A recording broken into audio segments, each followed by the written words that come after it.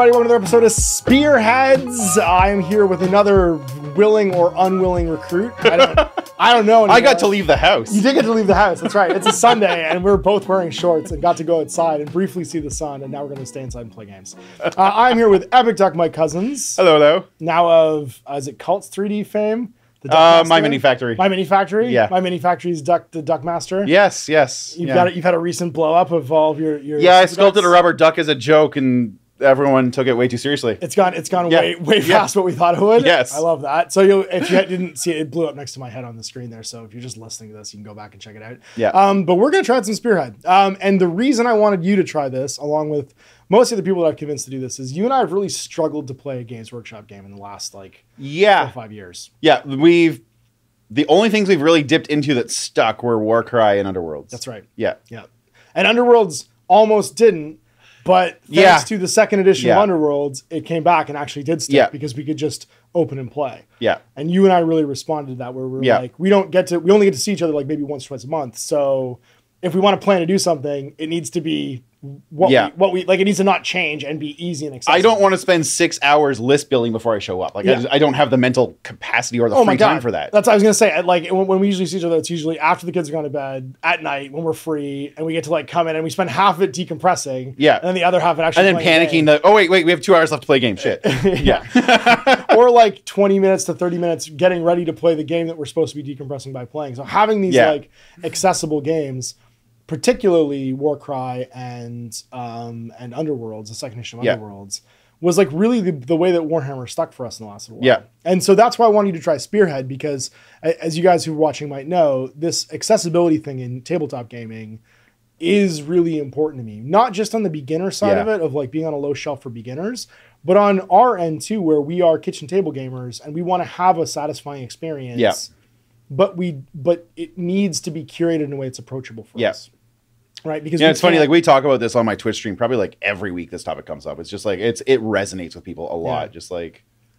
Just being able to manage your free time better. Yeah, and get the satisfaction of like completing that loop. Yeah, right? Because like for like you're an artist, you like to build and paint things, but the joy of it for you is in novelty. Well, and there's also the thing where like I'm building and painting for other people all week, so like I don't have 40 hours a week to paint my own stuff. Right? Like, so you need to be excited about it. I need to be excited about it, and it needs to be something like kind of bites. Like I can't commit to painting like 60 goblins. Exactly. I just don't have it. Yeah. You know. Yeah. That amount of time. Well, it's not satisfying if you did either. No. Right? Even if I did, like I'd love the first 5 and hate the next 65. Exactly. Or whatever. Right. So I think this really fits that niche for you, where like I've wanted to be excited about a Warhammer game for a long time, and I've kind of been one of those people that's flown off the treadmill. Yeah. Right? Of like it's gotten to be too much. And so I'm on the other side of that accessibility thing where it's like the desire for like you wanting to be excited about it is like almost nostalgia driven, right? Like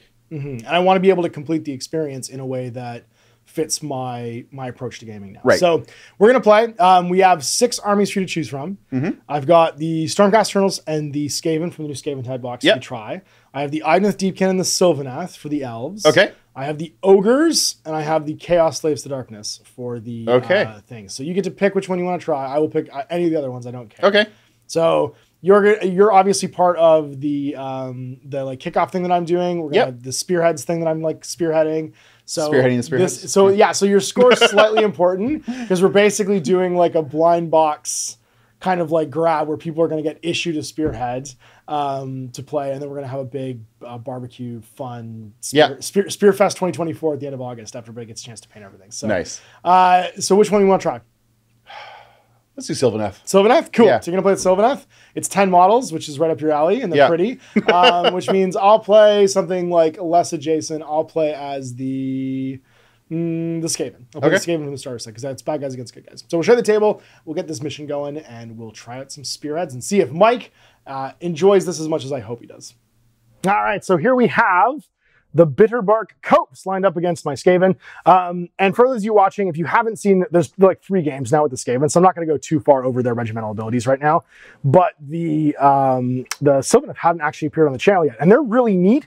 They're kind of the most finessey, I would say, and maybe the fastest outside of the Idoneth Deepkin of all of these factions, because they have a really cool teleportation mechanic that links to all of these pieces of terrain. So your composition, when you're going to get in the Spearhead box, is you're going to get a Tree Lord, you're going to get a Branch Witch, which is your general, a unit of Tree Revenants, 5 of them, and then a unit of Kurnoth Hunters with bows.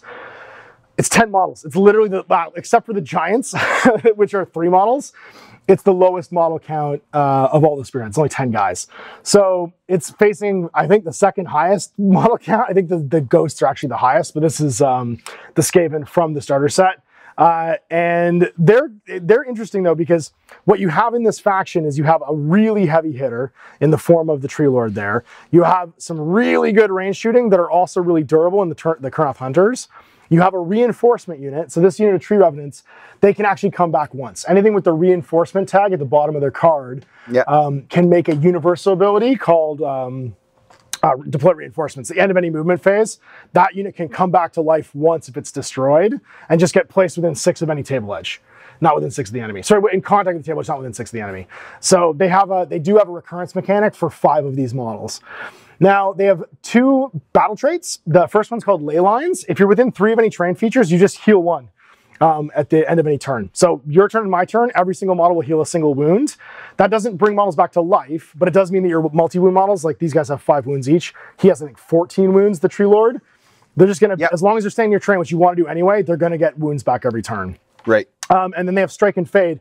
Any unit that made a fight action at the end of any turn, mine and yours, can and they're within 3 inches of a terrain feature, and this is the linking to the terrain thing, can teleport back to within 3 inches of another terrain feature, as long as they're not within 6 of the enemy. So you get this really cool mechanic where they can kind of like slingshot out, charge something, and then teleport back to safety. Or if they get mobbed and they're all by themselves, as long as they survive and they get to make a fight, they can jump back to a terrain feature and to safety at the end of a turn. And that's the core ability the regiment has all the time. When you pick at the start of the game your regimental ability of how they're going to fight, they can have 2 different versions. Again, they can make all the objectives mad at you. So Alariel basically starts growing like vines and stuff off all the objective markers. At the end of any turn on a 4+, a unit takes D3 mortal wounds. That's actually incredibly powerful against armies that have like little like 3-4 wound characters that want to sit back and like hold and contest objectives. But it's unreliable, right? I've had some games where it just doesn't work. So you get 8 chances at it over the course of the game. Sometimes it just doesn't work at all. The other one's Walker the Hidden Path, which is a movement phase teleport. Pick any friendly unit that's not in combat, basically, or within 3 of the enemy. Sorry, it's within 3 inches of a terrain feature, not in combat. And you do another teleport, but it's to anywhere on the battlefield more than 6 from the enemy. But you can't move again afterwards. So your Tree Lord can go like side to side across the entire table. Or your Branch Witch, if she gets into danger, can like jump to the other side where she's far away and like steal an objective. So they're both really powerful, but again, they're situational kind of against who you're going to be playing against. My army, for instance, has a couple of like little low wound count, 4 or 5 wound support characters that tend to sit back and be on objectives. Again, though, it's unreliable, and I could just walk off the objective and not take the damage. So you kind of have to like determine if you want to do that or not. And then the teleportation, the movement stuff. This is why they're so fast. Their enhancements are all, of course, on the Branch Witch because she's the general. There's a healing one, which is just a spell. You pick somebody visible with an 18-year general and roll 2d6, and on a 5+, they get d6 wounds back. Keeping the Tree Lord in the fight, it's super powerful. Gnarled Warrior, you just ignore the negative and positive effects, negative effects to save rolls. So kind of cool until you realize that she's only got a 5+ save. So it's like, yeah, you get your 5+ save all the time, but like it's just a 5+ save. Yeah. The other one's Tree Song. You pick a visible friendly unit wholly within 12 and then roll again 2d6 to spell in your hero phase. On a 7+, they get +1 rend to your melee weapons. So it can be cool for like turning the Kurnoth Hunters into fighters because they don't have any rend on their weapons normally. It makes them a little more dangerous. It also makes the Tree Lord incredibly dangerous because his rend goes to 2 and 3. He just like punches through armor. Yeah. So there's some sort of like some value to that one. And then finally, Seed of Rebirth. If your general would be destroyed before you move them from play, on a 3+, they're not destroyed, and then they get to heal 1. So basically, they come back to life with 1 wound on 3+. It arguably, Regrowth is the most powerful of these, but the other ones all could be situationally useful, kind of depending upon who you're fighting. And then that's it. So, like I said, big speedy army. These guys are super tough, 4+ save, 5 wounds each. They do have very low control stats, except for the Tree Lord. He has a control stat of 5. He counts as 5 models on an objective for taking it away. The Kurnoth Hunters count as 2. They have a special rule, though. They're envoys of the Everqueen. While they're contesting an objective, they get a 6+ ward save. So after damage goes through their armor, on a 6+, they shrug all their wounds. Nice. The Tree Lord has Ground Shaker. On a 4+, you pick an enemy unit at the start of any combat phase, and they strike last, because you basically like knock them all down with like a big stomp. And then the Tree Revenants, these little guys, have Martial Memories. During the start of any combat phase, you either pick to have +1 save, or +1 to your attacks. So +1, sorry, to hit for your attacks, because they basically decide they're going to be offensive or defensive. And yeah, they're all control 1, so they're only like one model is one model. These guys being bigger, control 2. He's control 5, because obviously he's ginormous. And then the Branch Rage is control 2 as well. Her spell is Virtuous Harmony. Pick a friendly visible unit with an 18 and then make a casting roll of 2d6. On a 7+, you can return a slain model, and if you pick Tree Revenants, you get D3 models back. So she can regrow these units, which is super handy. Way more valuable, obviously, on the Kurnoth Hunters than on these guys. But once you've gotten them back as reinforcements, you can still keep them back in the fight by healing each one. And that's it. These are our sort of like new ones to the channel that we haven't seen yet. The Skaven, always fun. They have their cool battle traits. They can be lurking, so I can pick a unit deployment and have them not go on the table. And then during my first movement phase, they can show up basically near a table corner. So I have like I can keep someone in reserve. It can be anybody too. It can be the Rat Ogres.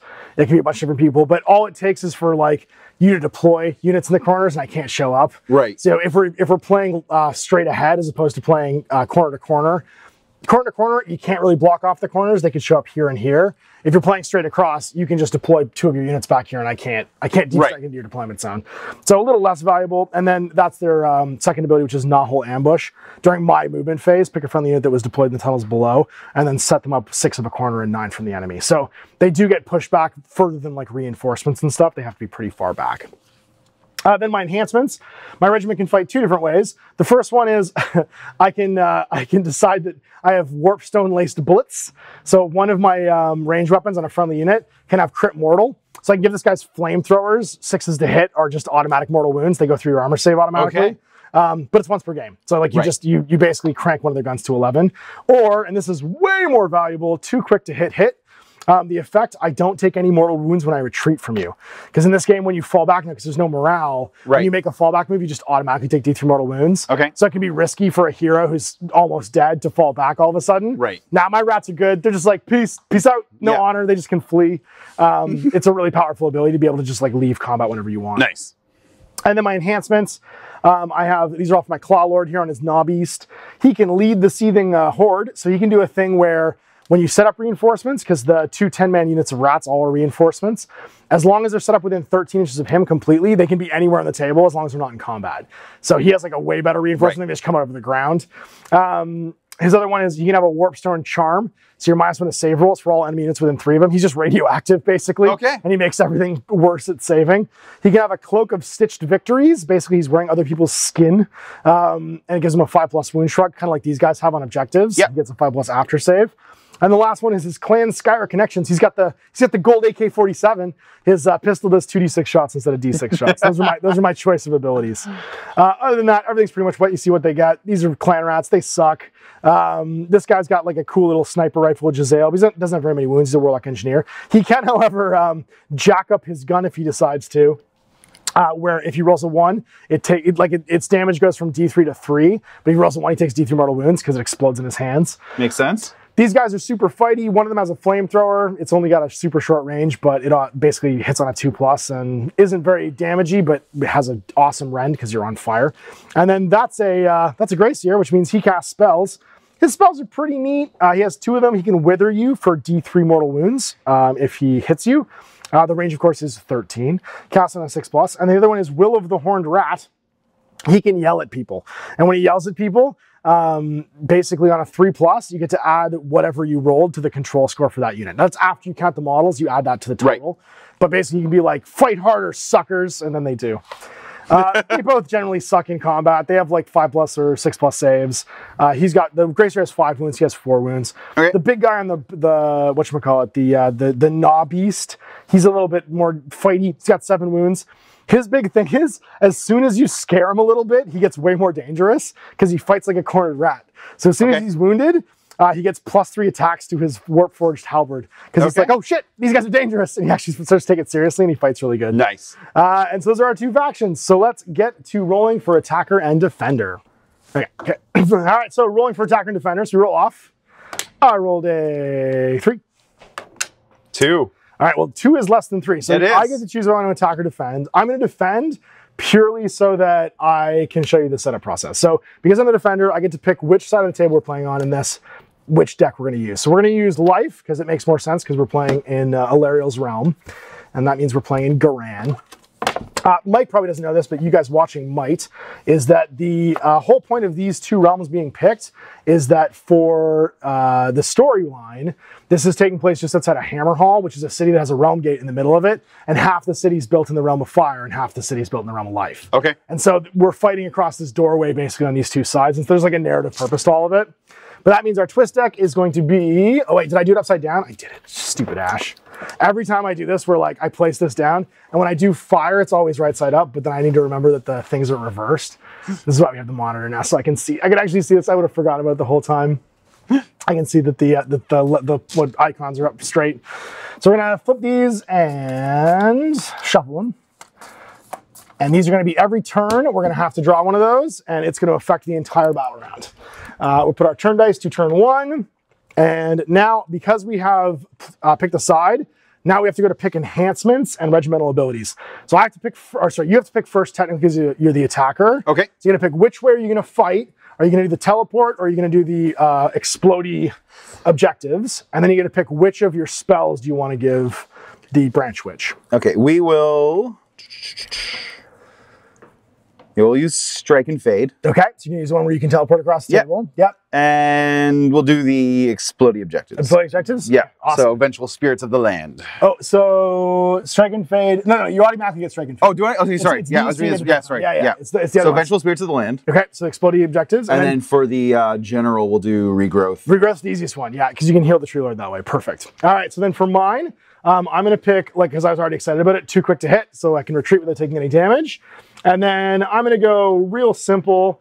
I'm going to go with the Clan Skyer connection. So I have a super cool gun. I got the gold AK-47. And that means that I get 2d6 shots with my gun instead of 1d6 because I don't want to fight with him. He's very scared of that tree.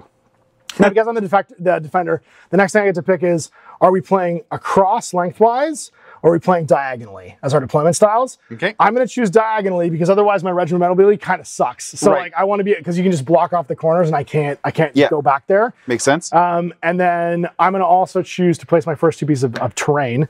Now terrain gets, you have 2 GMG, I think, measuring gauges down underneath there, 2 orange ones. Yep.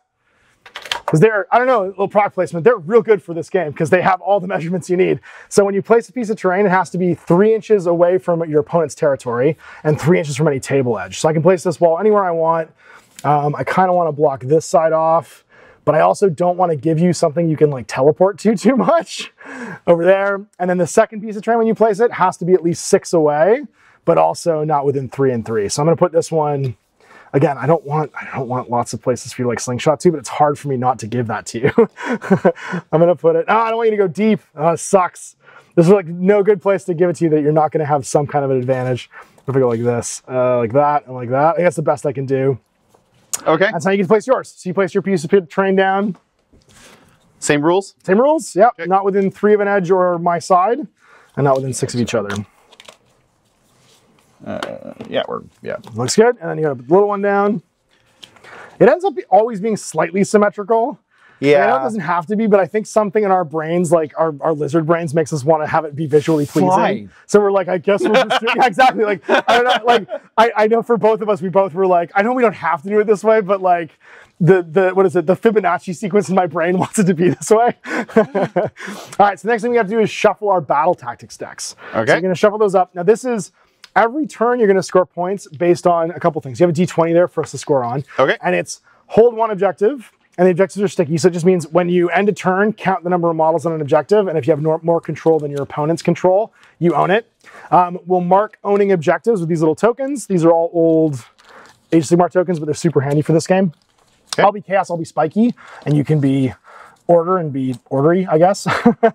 And they stay yours until someone else comes against them. Okay. So you score a point for holding 1, a point for holding 2, a point for holding more, which means every turn you can score 3 points. The cards in your hand will give you additional ways of scoring. Okay. So for instance, hold the dragon head, or hold the Behemoth head, or hold the Draculith head. All of those are going to be on these cards. There's 5 ways of doing it. Okay. But on the bottom, you can also use that card as a command ability. Okay. So there's powerful abilities like calling reinforcements, healing a hero. Okay. If you spend it as a command ability, though, it goes away for scoring. Right. So you either spend them for scoring or spend them for command. So there's this cool kind of push-pull with the Baltax deck between the two. And we're going to get 3 of those at the start of the game. Okay. So you can do yourself 3 of those now if you want and quickly read through them while I continue talking at you, which is very distracting, and I'm sorry, but it's what I do. And the whatchamacallit, the next step is the attacker chooses who wants to go first or go second. Okay. It's up to you. Going second in any Age of Sigmar game is almost always better, though. Okay. Because I usually can't charge in the first turn. Right. And then you get to define and maybe get the double round. Because we're going to roll every turn after that to see who's going first in the battle round. And if you go second, you're setting yourself up potentially to just go 2 times in a row. Right. So now the one thing with going 2 times in a row in this game, though, is if you do, you don't refill your hand. Okay. So you lock yourself out potentially for a round of additional cards. So if you didn't spend any cards that turn, great. Cool. You know what I mean? Like, who cares? If you did spend all your cards, though, and you get the double round, you got to weigh, is it better for me to grab the score, or is it better for me to score the points right now? Right. All right, so now we got to deploy. You deploy your whole army. Rules for deployment. So deployment are, so Mike's now become familiar with his cards. Rules are anywhere in your quadrant over here, not within 6 of the center line. Okay. So basically it's the smaller triangle pushed back 6 inches, which is why I give you this. Yep, yep. That little guy right there. Or you can use these wonderful GMG measuring gauges available from Death Ray Designs. Cool. Place that product, baby. And it's literally everybody? Yep, everybody. Put them all down. And remember, you always want to be within 3 of a terrain feature if you can. Yep. And the objective, or the terrain feature also heals you, right? So being on objectives is kind of cool. Because remember, you can also be. Is there any like within isn't wholly within too? It's just it's just within. Almost all their rules mention wholly within for like some things. Yes, but for the back a little bit. I think you're good. You're good. You're good. And you can hold. So the coherency for units is you have to be within half an inch of another model in the unit. So it's fairly tight. So they're almost base to base. Yeah, but your big base is you could be sitting on 2 objectives at the start of the game if you want. There you go. Yeah, actually, so there we go. Handy. You shoot pretty far. I think you shoot 18 or 24 with them, so their guns can kind of touch 18, the table. yeah. That's basically the table in this case. And we'll just, so these guys, I'm just going to throw down a 6 and just be behind it. And those guys can come back to life once, just super handy. Yeah, we're a little bit too far. There's sneak one in the middle. Perfect. And you're deployed. Cool. Sick. All right, I'm going to put my rat ogres in a tunnel, because why wouldn't I? And then I'm going to start throwing down rats. And my trick for this was I have half the rats with black clothing and red armor, and the other ones with red clothing and black armor. And that's how I tell which of these 20 rats is in which unit. So it takes me a second for my brain to process that, but eventually I will remember which of the 2 10s are 2 10s. Are you sure? Because he's wearing black clothes with red armor. Yeah, and okay, I see. That's you're right. You're right. Yeah. Because I'm looking at this red cloak. Who painted these, man? Who painted these? Come on. All right, next time we're making one black and purple. I know, you do them all different colors, and I just have a stroke and be like, I don't know what's in what unit anymore. Well, because I wanted them to be able to still be used as a 20-man regiment. Yeah. If I do play Age of Sigmar with these guys, but I also wanted for Spearhead, for them to also be discernible, basically as 2 separate units. And this was my trick for doing it. So I have half the command on each one. All right, let's see if I'm far enough back. What you do is just take 1 set and put rubber ducks on their base. You could put rubber ducks on their base. Yeah. That's the trick. Is there blue rubber ducks or red rubber ducks? This is fun. The master of duck technology over here giving you guys your duck advice. I want a tier of your, whatever your My Mini Factory thing's called, to be called What the Duck. And then, are you ducking kidding me? And then duck and cover. You have to have duck puns in all of your advertising. Oh, yeah. There we go. Those are far enough back. And then I want you to be able to shoot guns from back here. I want you to be able to cast spells from over here. And I want you to be able to lead the charge from over here. So I'm now deployed. Looking pretty good. Show me the potato salad. We're now ready for our first turn. So You get to choose. So what happens is first you would choose, do you want to go first and second? Then we would fill up our hands. Okay. I gave you the opportunity to read through obviously your cards a little bit more because I want to be able to know what you're doing. So you can choose, do you want to go first or do you want to I will go second. Okay, so we can see the phases. All right, so start turn. We have all of our hero-y phase stuff. Now I have a couple hero phase things I have to do. The first one is my Grey Seer. He does love to party. Now, you can't see across a piece of terrain unless you're looking at something that flies. So I think I've stupidly put him in a place where he cannot. Well, it's got to put my big bows behind a wall too, so you know. Well, no, you can definitely see this way. It's more can I see side to side. I don't think I can actually see. I was like, I'll put him next to the tree man, but then I can't actually see what I wanted to shoot at. So I can't do my magic missile. I can, however, do the Will of the Horned Rat, and that means casting a spell. I'm going to cast it on these guys. And it's going to add D6. On a 3+, it adds the number I roll to their control for the turn. So it's going to add 4 to their control for the turn. So I'm just going to grab an extra little die right here and mark that they're worth 4 extra control points for the round, which is just going to matter for when you come after me. Okay. And try and grab my objective later. Actually, I'm using a different colored dice because I'll pick these up otherwise because I'm an idiot. And that's my second hero phase ability because I can't do the Withering. I don't have any cards I think I want to do for battle things right now. No, I think I'm fine. So hero phase is now over. We're into the movement phase. So first things first, I am going to drop in Team Rat Ogre, Rat Team 6 over here. And they're going to air deploy next to this objective. Now they'd have to like long bomb a charge, but they will use their tunnels. They can't be within 9 of you, but they have to be within 6 of a corner. So they can come to there. And I do want flame hands to be somewhere nearby. Any movement phase during my movement phase, so that's now done. Get them up table a little bit, and then everybody else gets to move. So I'm going to start with my unit of clan rats. They all walk 6. These are the ones that are worth a little bit more body-wise. And we're going to come stand on this button. Then, and they're all touching it, which is what I want.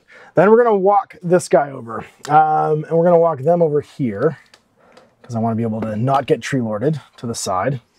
And put some bodies that way. My Claw Lord is going to walk in behind these guys. Because the trick here is if I am within 3, I can fight during the combat phase. So if you charge them, you can't necessarily do any tricks to this guy, but he can get to fight you when you charge through. So it's cool to have heroes kind of in like a flanking position almost in behind. Then my Grey Seer is going to walk over to here and just touch this piece of terrain just in case I have a cool ability that lets me do something with that. You never know. And then I'm going to start, I think, shooting some guns. I will move you slightly, actually, to there, I think. Just want to see, how far do you shoot? Shimmy, yeah. You shoot pretty far. Yeah, shimmy over.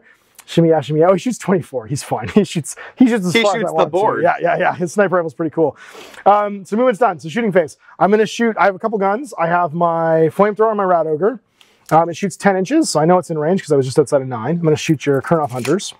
Okay. Now, you are technically in cover when I shoot you because part of the unit's obscured by cover. Okay. So I'm going to be -1 to hit. I get 2d6 shots with my Warp Fire Thrower. I hope you're flammable. I got 8 shots. I am a tree. It hit on 2s normally, but they'll hit on 3s because you are in cover. Because it's -1 to hit for cover in this. So 3s. Ah, see, that mattered. So I got 4 misses and 4 hits. Never tell me the odds. And then I wound on 4s though, because it's only a little bit burny. It's only radioactive burny. So 2. So it's going to be 2 wounds. And they are a rend of 2. So what is your armor save on Kurnoth Hunters? On Kurnoth Hunters, their save is 4+. 4+, will be a 6+. So you get to save on 6s. Okay, and they also get a 6+ ward. That's right, which happens after you make or fail these. So you get to make 2 wards really now. Awesome. Yep, so 2, and then 2 more ward saves. Looking for 6s. I don't even get those either. All right, so then I gave you some big D12s for marking your wounds over there. Yep. And they have 5 normally, so they're down to 3. We'll show wounds remaining for this one. Okay. But remember, they're going to heal 1 every turn they're next to those pieces of terrain anyway. So I kind of have to finish you off, or you keep coming back, right? Right. All right, I got 2d6 shots with my Rattling Pistol from my boss. So he's going to take some shots into these Revenants. So 8 shots again. I hit on 3s this time, and you're not in cover with my Rattling Pistol. And then I wound on 3s as well. But if I roll a critical hit, I automatically wound. So any 6s to hit will automatically wound here. I got 1. That's not bad. But I got some misses too. So 1 automatic wound, and then 4 more rolls to wound on 3+. That's going to be 1, 2 wounds at rend of 1. So they're models 5+ save, I believe. They are 5+, so we're going to do 6+. Yeah. And we got one of them. I got one, so you get to take one of those guys off. Anyone you like. And then it's just going to be my Warlock Engineer who gets to go. He's got his Warplock Musket. He's going to take a shot at your tree man, but he's going to go more warp energy and try and not explode. So I should have remembered they have memories of peace. Only in the combat phase. Is only okay. Right, yeah. Okay. Yeah, they don't know. They're not bullet bending. Yeah, they're not bullet bending like in Wanted. Okay. They're not doing any kneeling. So on anything but a 1, I'm gonna not take mortal wounds, and my damage of my gun will be set to a flat 3. And I didn't roll a 1. Fantastic. So I'm flat 3 damage for my my Warplock Musket. It hits on a 3+ with 2 shots. This is into your monster, so I hit once. It'll wound on a 3+. It does not, so no damage. Your tree is apparently not bullet, I guess, like susceptible. All right, so my shooting phase is over. We're into the charge phase now. I don't really want to charge you because you're way more dangerous than I am, but I will try with my Rat Ogres. If I can roll a 9, this is a hard 9 here because I deep struck in, I'll go fight you. But I don't think I can. I didn't, I rolled a 5, so I don't make a charge move, and they're all done. So that was my charge. Okay. And I choose to move 0 because I believe my failed charge just doesn't happen. And then that means there's no combats to fight in the combat phase. And we are therefore into your turn 1 after I score. So when you make your scoring, you're going to have hold 1, hold 2, and I hold more than you because I hold a 3rd one right now. So I'm going to put down little chaosy symbols to show these belong to me, and we'll flip them if you manage to flip them back. You're going to own both of these two because you have this one and this one, because it's every movement phase we score for both sides, right? So you now hold those 2 and they become yours. Oh, we forgot our twist for the turn. What the hell is our twist? Alariel's Blessing. The underdog can pick one of the effects below. There's no underdog right now, so we roll off. Either Shield of Thorns, this unit has a 6+ ward save, or +1 ward save, if they already have a ward save, or Reign of Jade, pick 3 units and heal them D3. So let's roll off right now. Okay. And we'll see which one of us actually got that bonus. Not that it's super matter. I rolled a 1. 6. Pick one of your units that have a 6+ ward save. The one you took a model out of. Oh, sure, go for it. So roll a 6 and see if they get it. 1 extra? No. Okay. You could have also given these guys a 5+ ward save, which would have been cool too. Yeah. Okay, so now it's end of turn. You're going to heal 1 on these guys because it's every turn, not just yours. Okay. So, because they're next to a train feature, and that's your regimental ability, which is the ley lines. Yep. So heals 1, so that's going to go to 4. To 4, that's right. Yep.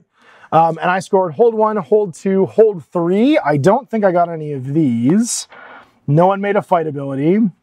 I didn't take anything away that belonged to you, and no one was destroyed. Okay. So I'm not going to score any bonus ones. I'm going to hold on to my hold hand here and just score 3 battle tactics. And it is your turn 1 now. So hero phase first. Okay, and now I've got Virtuous Harmony to do here. Yep, so you can bring a unit back. So you could bring back Might as well just bring back the 1 Tree Revenant. Yep, so you have to cast it first. It is a cast, yep. So I think it's 2d6 looking for either a 6 or a 7. Hunting for a 7. And you got it. Just necked. So that Tree Revenant comes back to life. He gets placed in Coherency. Hi.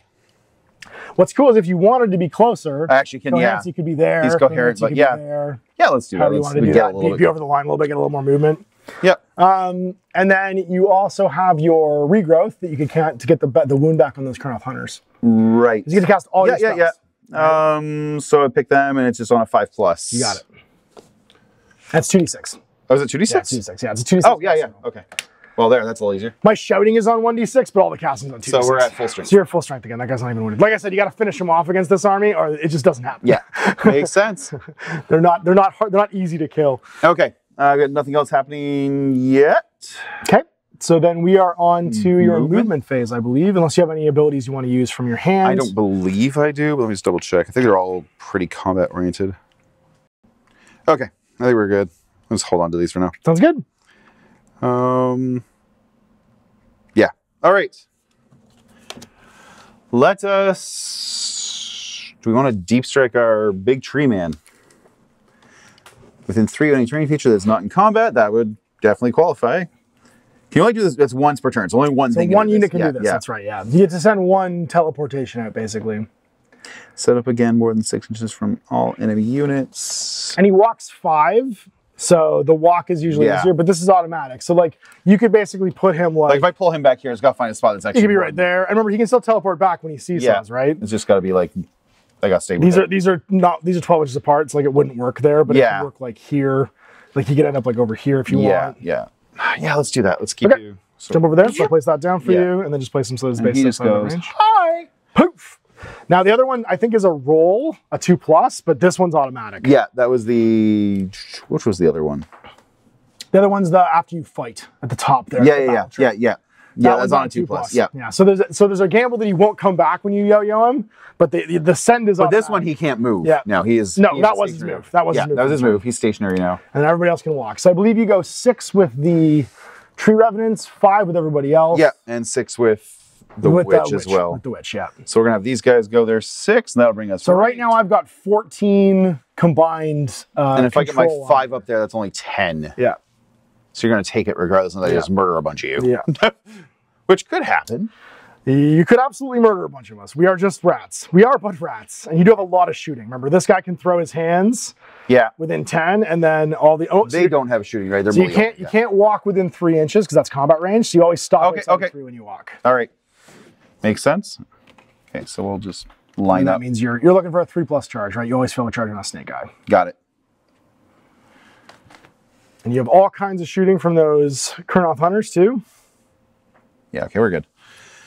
Yeah. We're gonna walk them. So they're a 5. So not quite this far. We're gonna come. Just get line of sight on everybody. Yeah. Just still hold the button so you get your ward save. That's smart.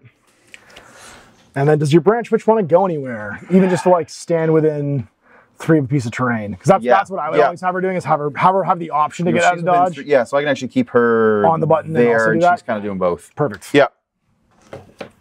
All right, so it is now your shooting phase. Okay. It's guns o'clock. And branch witch has no shooting, so it's just the tree lord and the Kurnoth hunters. You got it. Okay. Tree lord. What are we gonna do? So his strangle roots get 10-inch range. 3 shots on a 3s and 2s, and the rend 1 with 2 damage each. So yeah, so we're obviously gonna shoot them because. Well, remember, if you want to clear this objective, it's which one you want to kill. I'm probably go outside of 10 with them, right? Oh no, definitely not. That's 8. No, so is that 8? Okay, no, we're good. 10. You're right. Yeah. I guess the question is here: do you want to kill them, or do you want to take this objective? It's your call, like how you want to try and score points. I feel like. Killing them is definitely an option. They have 15 wounds between them, though. Yeah, I'm not going to do it once. Sorry, 12 wounds between them. They have 4 wounds each. Yep.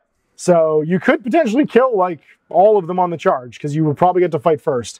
If you stomp us, we fight last. And that is my heaviest hitting unit. If they go, it's crippling. We're going to have him shoot them. Yeah. Go for it. All right. So 3 to X. I can't control objectives if I'm dead, so that does make sense. 3+ hit. Yep. Ooh. So 1. And then a 3+ to wound. Good job, guy. Okay, we got that. What's your rend? Rend is 1. So I have a 6+ armor save, which I fail, and it's 2 damage. Yeah. So I'm going to go from 4 wounds to 2 wounds on the back guy. Okay. All right. Oh, he just has the shoot in combat ability. It means that when he's in melee, he can still fire. Yeah. Because his gun's like great. My flamethrower has that too. He's just too big to care. That's it. Yeah. Then you got your. All right, the great bows. They will fire into the crowd in front of them. Go for it. So it's 2 attacks. But there's 6 attacks total. Yep. And this could kill 12 guys. So this could kill the unit. All right. We were looking for a 3+. So we did pretty nice there. That's pretty great. And then what do you wound on? We wound on another 3+. This will kill the unit entirely if I fail all my saves. So okay, well, 3 wounds. 3 wounds. And what's the rend? Rend 1. Rend 1. Okay. So I'm a clan rat. I have a 5+ armor save. So I'm gonna get 6+ armor. I fill all of them. So that's damage 2. That's 6 dead guys. You just obliterate the whole front line. I imagine it's like that thing in what's that movie? Kingdom of Heaven, where like the giant bows are shooting through the guy into the guy behind him, just skewering all the rats. So they just all died, and that was your shooting phase. So you're into the charge phase now. If you want to do some charges. Yeah, we will. We'll charge the tree lord into them, and they'll also charge the next rank. But we have to obviously. Well, remember, right now I'm 8, 9, 10 control on this to your 5. He's not on. Oh, okay, yeah, you can make a charge move still. Yep. So, yeah. So charge move. So which unit are you doing first? We'll charge them. Tree Revenants? Yeah. Looking for not snake eyes. We just got the 3. You got it. Yeah. So the line basically just straight on advances. And as long as you're within 3, well, the first guy has to get within a half inch, so you have to end your first move within a half inch. Oh, you know, I'm going to go within half an inch. Oh, because I took the front rank, didn't I? Yeah. Oh, no! I forgot! Yay! I'm so smart. Okay, so they failed that. Do you have any cards that could help that? There is a reroll a charge card in There is not in my hand currently. Okay. Oh my god, I can't believe I'm so glad you killed the right models. Good job. Good job, Past Dash. Yeah. Not that he was actually planning that. Okay. All right, well then. All right, that's a thing. That's okay, Tree Lord. We didn't want to have to teleport. Tree Lord, okay. Anyway. This way they don't have to teleport out at least. All right, Tree Lord. 4? He's That's not going to go either. Oh, no. And so nobody makes a fight action, nobody teleports. However, you might still get the double round. So let's start off by scoring.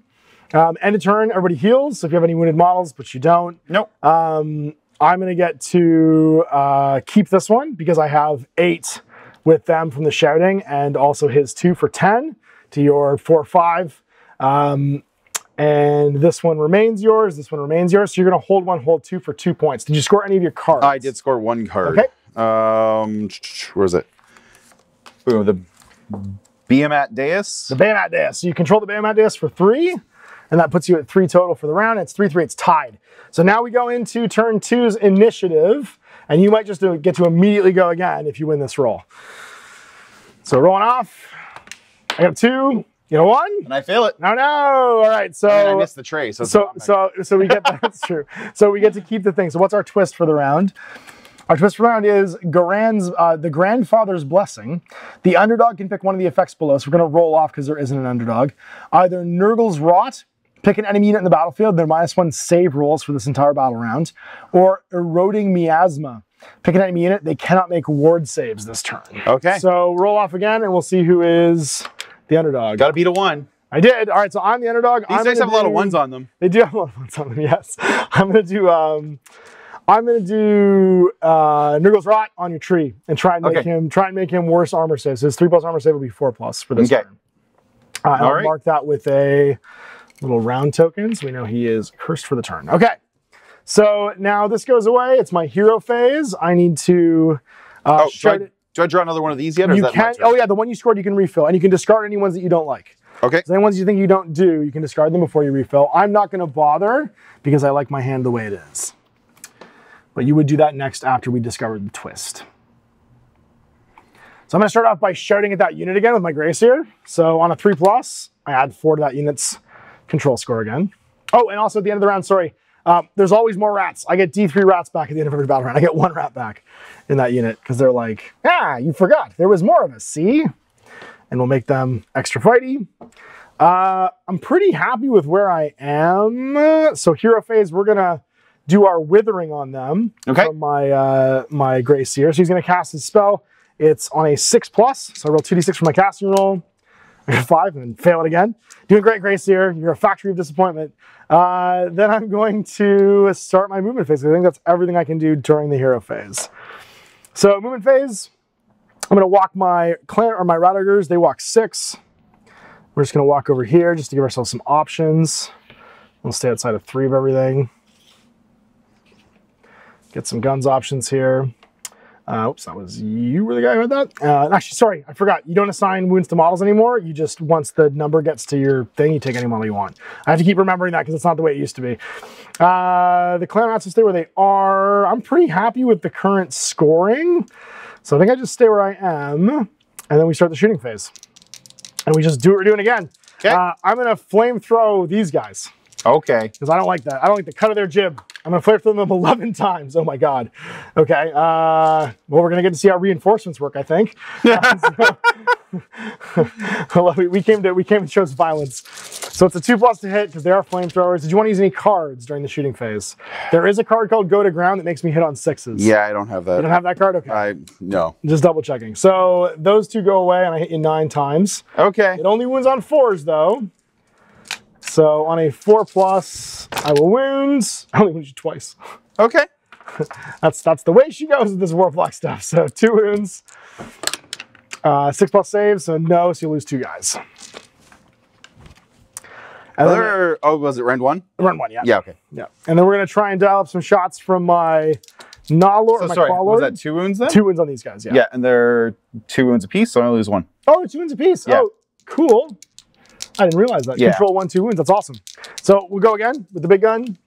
I get 5 shots this time, but it's 3s and 3s from his Rattling pistol. I'm going to hit you 3 times. Not once, not twice, but thrice. It has crit auto wound, so those 2 will automatically wound. And then the last one doesn't. So 2 more saves. Yep, at -1. Okay. We got one of them. We got one of them. So 1 wound. So floating wound on a guy. That means you actually didn't lose the model last time. You had 1 wound and then got a wound. Yeah, but it didn't change anything. Yeah, it would have changed where the model stood, but you didn't move that far, so it doesn't really matter. And then I guess I'm going to shoot my big old sniper rifle. Okay. 2+. I'm going to put the hot load in. I do. Hitting on 3s against this tree lord. I hit twice. And then do I have any kind of critical effects? I don't think I do. No. Oh, I do have crit auto wound, actually. And then the other one wins on a 3. It doesn't. So 1 save at a rend of 2 plus your Nurgle's Rot. So you're -3 to this. I think you get a 6+ save on this tree lord. Yeah. He makes it for spite. Rats. Literally. Okay. Rats. Rats. So I am now done with my shooting. I'm going to charge and hopefully not get stomped. These Rattlers are going to charge 2d6 and go 6, 7. So I'm going to charge, put some bodies on here. Get the bodies on the floor. Can I fit? I can't quite fit, but I'll go to there anyway. Try and get all 3. Actually, I could charge. I didn't have to do it that way because I just have to be within 3 to fight. So I go like that and get all 3 bodies on the objective. There you go. Okay. And then I'm going to start stabbing. Unless you, at the start of the round, can do your thing, which is to blast ground shaker you. Ground shakers. That's right. 4+. Nope. Yay! I get to fight. All right. I found another one. There's nothing else I can really do. Okay. Is there anything I want to do with my cards? Yes. Do you have anything that happens at the start of the combat phase in addition? I don't. I do actually. I could. No, that's not worth it. I'll die. If I do my Warp Fury, I take D3 mortal wounds before I fight, but I think I'll die if I do that. So I feel like this card doesn't accomplish anything for me. Okay. So it's counter charge, pick a friendly unit that is not in combat. The unit can use a charge ability, but I don't have any charge abilities, right? No. Just make a charge. Like you could charge them into combat. Oh, okay. Or he could charge. Well, it has to be.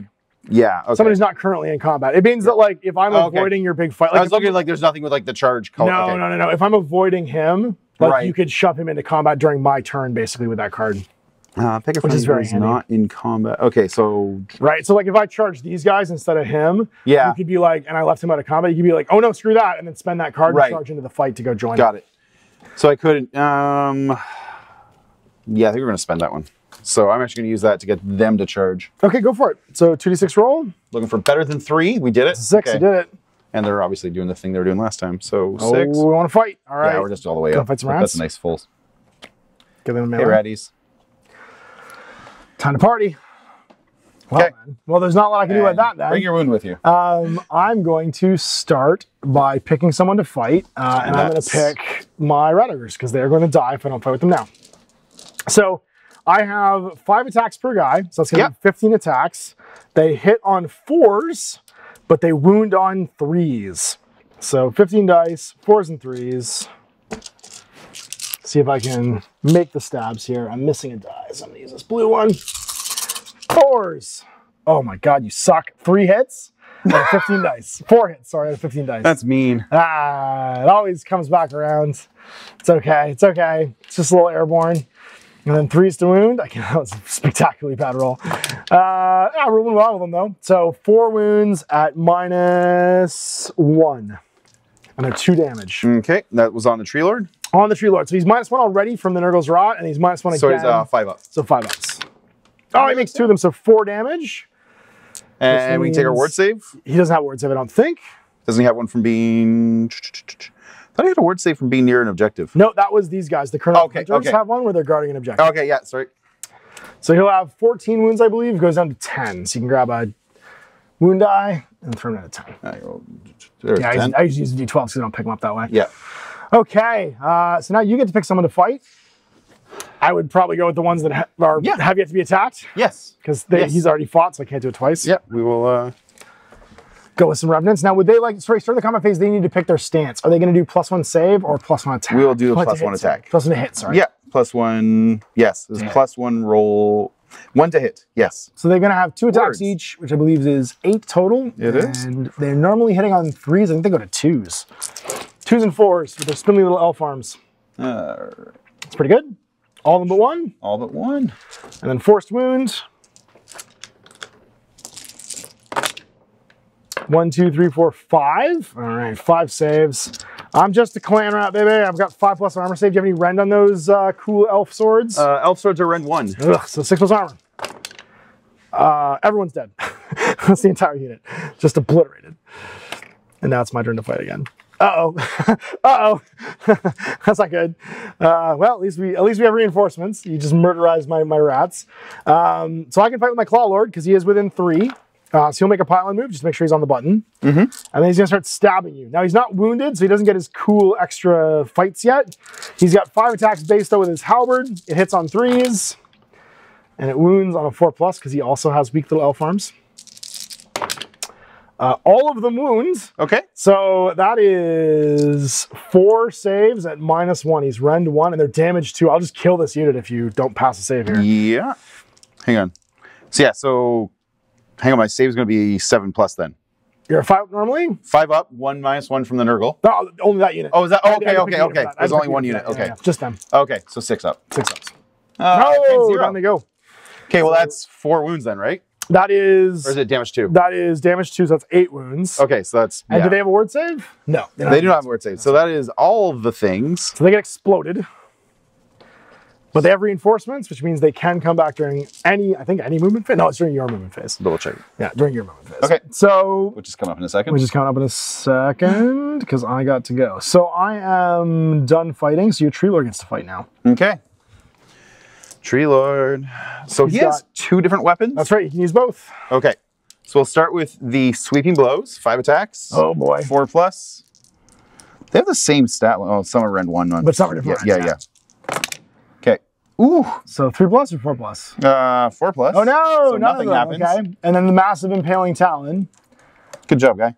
Good job. Massive Impaling Talon does like damage 3. Yeah, so 4+ again, and nothing. Oh my god, okay. Now, the cool thing is... It's cool to fail at 7 attacks in a row. So he did make a fight action, so he can do the jump away if you want. Yeah. Right? So it's end of round, so I have to use any of my end of turn abilities first. I would bring back some rats, except they're all dead, so I can't do that one. I don't have any other end of turn abilities to do, so now you get to pick if you want to use end of turn ability, so you could do your Strike and Fade, which would allow you to teleport 6 away from me, but you're giving up that objective then. Although either way, I have it because I have 6 control to your 5 on there. Yeah. It just gives you the opportunity to like do something next turn. And set it up again. Yeah. So the question is, where can I move them to? Because this was set up with just on any other terrain feature. Yeah, but so like this piece right here, you could just be anywhere around it basically, and other than 6 of me. That's what I want. Actually, you can teleport over here too, behind me. Teleport. Yeah. Yeah. Just be like, bye. Yeah, we're gonna piece go back here. All right. Yeah. Get them. That's 2+. It's 2+. Yeah, that one's a roll. That one's a roll. Well, with how I'm rolling, oh, I got it. You're good. How you're rolling. Dude, you know how many one? I just missed 7 attacks. I rolled 3 hits on 15 dice. Which is statistically better than... All right. We're both rolling badly. We're both rolling badly. So you're also going to heal at the end of the turn, right? Yeah. Ley lines, so you're going to heal 1. We will. Oh, no, is that objectives or is that terrain? It's terrain, I think. There's within 3 inches of a terrain. Yeah, so you'll heal 1 on them. Yeah, and so he goes back to 11. So, okay. And then it triggers to other stuff, so I'm going to flip this objective to being mine. So I'm going to hold 1, I'm going to hold 2, I'm going to hold more. And I'm going to score Take Without Warning.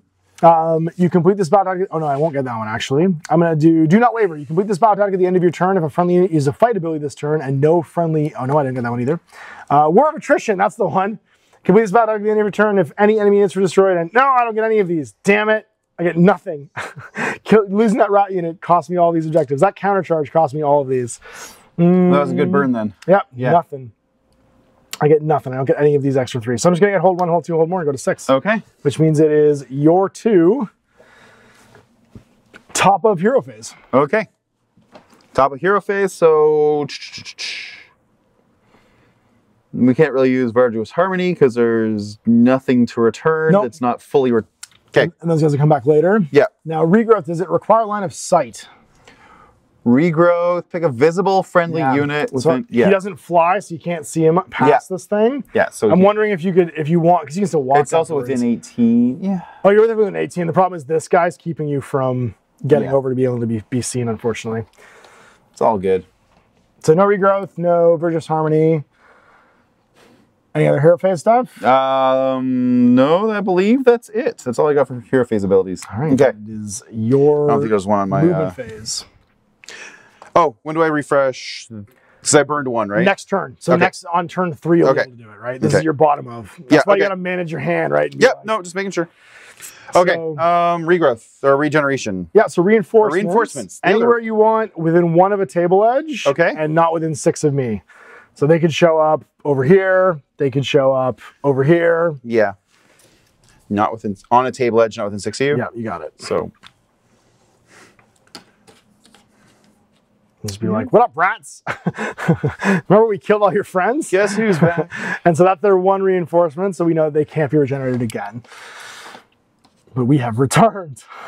Somehow, the ghost elves returned. We found more trees to hunt. That's it. And then these guys get to make a walk. Everybody else can make a walk however you want. Why? I mean, you could definitely kill him off my objective and take it by charging him. You could definitely shoot him off this and then walk on and charge it. Like, these 2 objectives are kind of flimsily held right now. Yeah. Which of the 2 is your general? Sorry. This one's my general. Okay. That one's my general. Okay, He's the dangerous one. I wasn't sure it was him. That's just a Warlock engineer. No, sorry, I meant like this one or this one. Oh, gotcha, yeah. Technically, I think the Gracier outranks the Claw Lord, but for some reason the Claw Lord has been set up for failure, right? He's been set up for the... Okay, Tree Lord's a move 5, so we will just... I want to move him, so his 5 puts him to here. Yeah. Just make sure he's not within 3 of somebody. Yeah, I got him. Just make sure he's slightly back, I think, like that. There you go. You're good. Okay. All right. Their move 6? Nope, they arrive as their move. Oh, okay, that is their move? It's these 2 guys will still be able to... So they can do anything else? Yeah. Actually, I want to move them onto the objective, so we're just going to go not to here. Dirtle up, basically. They're 5, string out. Well, we also... Actually, we don't want to charge with them. I mean, they still fight fine. Do they? Yeah, they still fight at 3s and 3s, right? They just can't break armor very well. Ah. All right. Their guns are real good. Okay. All right. What does your general want to do? What do I want to do with her? She could teleport. She could just be like, I'm over here now. Like, she could just leave. Yeah. Yeah. And that's the automatic. Yeah. So we just go, hey, we want to hide behind this. Yeah. Yeah, so we don't need her to hold that objective. Well, because the thing is that, like, if I come take this one, you could just teleport back over to this one, right? Like, there's being able to bounce around is super handy in the movement phase if you're not using it to slingshot.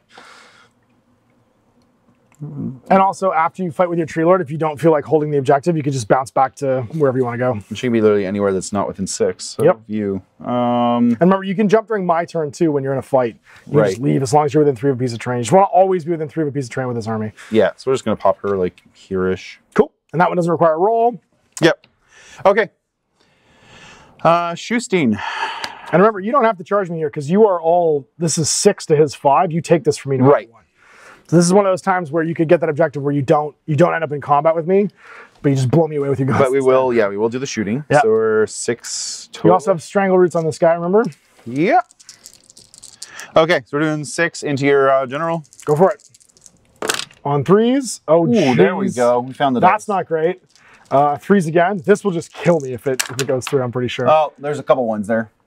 So 3 wounds. This will kill me. Oh, no, it won't quite kill me. I have 7 wounds total. And it's a rend of 1. Rend of 1? Okay, so I have a 4+ armor save becomes a 5+ armor save. I'm going to pass 1 and take 4 damage. He's got 3 wounds left, but now he's a cornered rat. You could finish me off, though, with your Strangled Roots. I think we'll try that.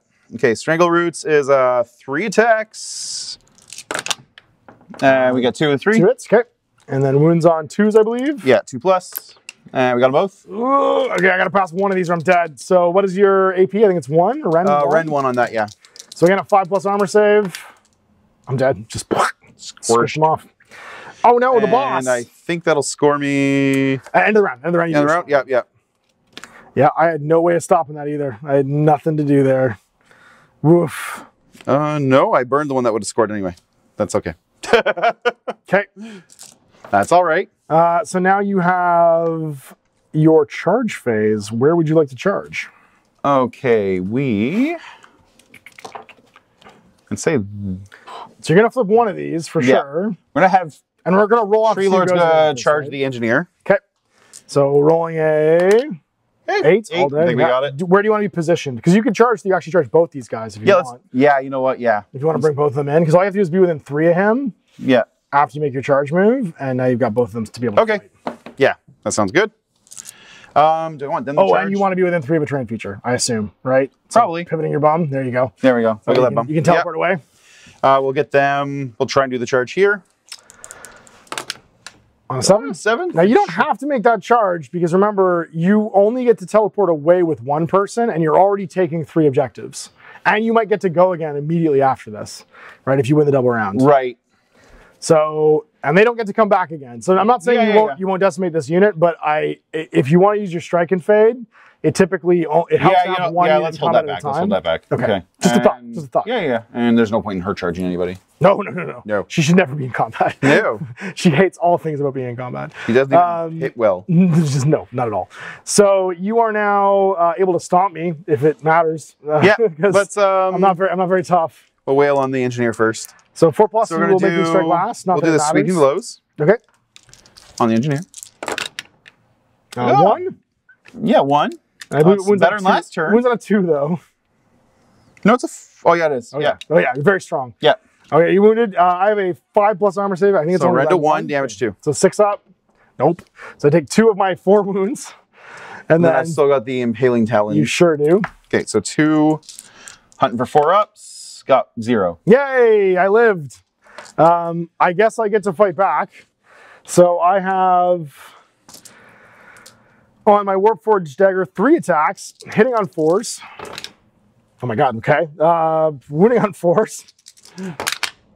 2 with no rend, but you do have the Grandfather's Blessing against you, so you have a 4+ armor save.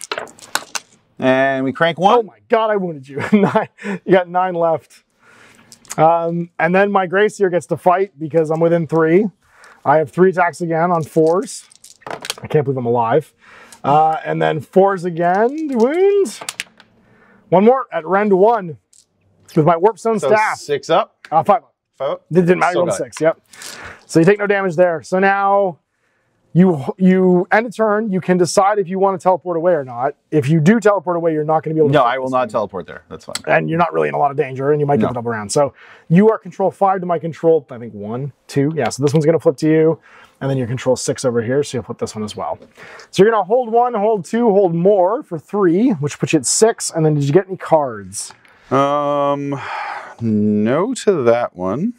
If you still have the one where it's fight, so you take an objective without fighting, without being in combat, then you definitely did that one over here. Okay, yeah. When you shot me off the table. Shooting's not fighting, right? No, yes. Shooting's not. Sorry, if it's not a fight ability. If it says attack, then you wouldn't get it, but it's make a fight action and fight specifically says, so you complete this battle tactic in your turn if you gain control of an objective that was controlled by your opponent and none of the units contesting it use fight. That's it. Yeah, you definitely did it. So I got that one. So that's going to be 4, and then did you get any more? No, this one. So then that puts you at 7 to my 6. So you're now ahead by 1 going into the 3rd battle round, which makes me the underdog. So we roll off to see who's going first this battle round. You get a 1. Oh, I think I got it again. All right, so you maintain the turn. So let's see what our twist is. The twist is Life Spring. The underdog picks an objective on the battlefield. If there is no underdog, the players roll off and the winner picks the objective. That objective becomes a life spring this battle round. Each player scores an extra victory point at the end of their turn if they control it, and also you heal 1 after you score. So I'm going to choose this objective over here to be the life spring. Okay. So it's worth an additional point this turn for holding it, and it will heal a unit that's standing on it. Okay. When they score. So I'm going to be... Do I want to refill my hands? Not for that. So you can refill yours now if you want. Yep. And discard anything you want. Okay. Yep. And then I don't want to keep that. No, I think I'm good. I think I'm going to keep all these cards again. So it's not the hero phase. My big rat is going to give some additional holding objective stuff to my Warlock Engineer. I want to hold extra good because I think I can yell at anybody. I'm going to yell, pick a friendly unit wholly within 13. Yep, I'm just going to yell at him and try and make his control score go up to higher than 5. If I roll a 4+, I'll outscore you on this objective. Yeah, I did. I get +5. So I've yelled at him so good. His control is 7 now. Then I'm going to... Well, now he has to die. I know he has to die. Hell yeah, he does. I'm going to cast Withering on him and do some more damage. Oh, sorry, he healed 1 at the end of the turn. Yep. I don't think anybody else had that happen. So I'm going to cast my Hadouken at him. I'm going to Wither him. I'm going to Bill Withers him. I don't, and I've cast 0 spells this game so far. And then we're going to start with the movement, because I think that's all my hero phase stuff. Oh, no. I'm going to... I shouldn't have done that. No, it's okay. I can... no, it's not okay. Nothing's okay. Everything's bad. Okay, no, I'm good. I'm going to do my... fighting. No, I'm just gonna do that. Okay, so movement phase. I'm gonna fall back. Okay. I take no damage from that because of my retreat, my regimental ability that I took. So now I can just hold this against you without dying. Okay. I'm going to move these clan rats in such a way that they will block you, but not me, from this objective. Because I can block 6. I'm going to fall back with this Gracier and be like, no, thank you. I don't like any part of this, but I also don't take any damage because, I don't know, fall back to there actually. Because rats are sneaky. Because rats are sneaky. And then I'm going to start walking Team Big Ogres. I'm going to go over here and come party with these guys. And that is the Life Spring. And then I need to bring on... the, whatchamacallits, the reinforcement into clan rats. And they're going to show up back here. Okay. So I can flip this button. And they have to be outside of 6 of you and within 1 of the edge. And they should be good. Yeah, we're good. Yeah. Sweet. So that was my movement phase. I'm going to shoot some guns. I'm going to shoot my flamethrower into these Kurnoth Hunters. 2d6 shots. 4. Oh, they're tired from that long walk. And then they're going to hit on 2s. And they're going to wound on 4s. Are you flammable? 3 times with an AP of -1. So I believe they have a 4+ armor save. We'll go to a 5+ armor save. Okay. And then a 6+ ward because they are contesting an objective because they are a Ladriel's So we got Guardians. 1 of them. So the other 2 are... Nope. Okay. So 2 wounds. And... So they go from 5 to 3, I believe. Yep. I can't shoot when I fall back because I took a retreat action, so I can't use my Jezzail. And that means, I'll just double check I didn't get anybody too close over here. I think this guy's like slightly too close. There we go. And then that means it is time to charge. I'm going to charge my Rat Ogres. I'm going to go 6, which is more than enough. Get my bodies over here. And then I'm going to see at the start of the combat phase if I want to give anybody any bonus abilities. I don't want to do that. I don't want to do that. No, I'm good. I'm good. Oh, nuts. I just realized you could do something this turn. Oh, no, he's not going to make a fight action. I'm fine. I was like, you can teleport this guy back here and steal this back from me, but he's not going to make a fight action this turn, so it won't matter. That's it. That's all my charges. Okay. So I'm going to fight unless you have a card that lets you do something else. I do not. I'm going to hit these Kurnoth Hunters with my Rat Ogres, and I'm going to make some more hits this time. Okay. As opposed to all the misses that I did last time. I have 15 attacks, and they're going to actually hit this time on 4s. Oh my god. You sure that was a little bit better. That was going to be 6 this time out of 15. I mean, 7 is roughly the odds, so yeah. I'm fine with it. And 3's to wounds. 4 at a rend of 1. So 4 5-up saves for those guys. Okay. Trying to see if I want to burn this one or not. So you technically would have had to burn any combat phase cards at the start of the combat phase before I attack. Okay. So if you had the one where it's like a no rend or... Yeah, that's fine. You burn at the start of the turn. Okay. So 1 passes, then a potato. Yeah, just roll it again. All right, got it. So 2, so it's gonna be 4 damage total, which will take 1 guy. Oh, sorry, you get 4 6+ wards though, because you're still on objective. So as long as you pass 2 of these, Nope, it's 4 damage because it's 2 damage each. Oh, okay, yeah. Okay. And you just do it all. No, so none. So one guy's going to buy it, and it could be anybody. It doesn't have to be the guy the dice is next to. And then someone else is going to have a wound on them and have 4 wounds left. And then you get to fight back. All right. And we will use our Vicious Claws. It's 3 attacks. We're looking at 6. Looking at 3 plus, 3 plus. 3 plus, 3 plus. So 4 hits, and then rolling a wound. Woof, 3 wounds. All right, so 3 at -1. And these are only 1 damage. So I'm going to be on 6s. I'll save these. I passed none. Okay. 1 damage each. 1 damage each, no rend. So this guy's going to die, and this guy's going to have 3 wounds left. And I did not take the button, unfortunately.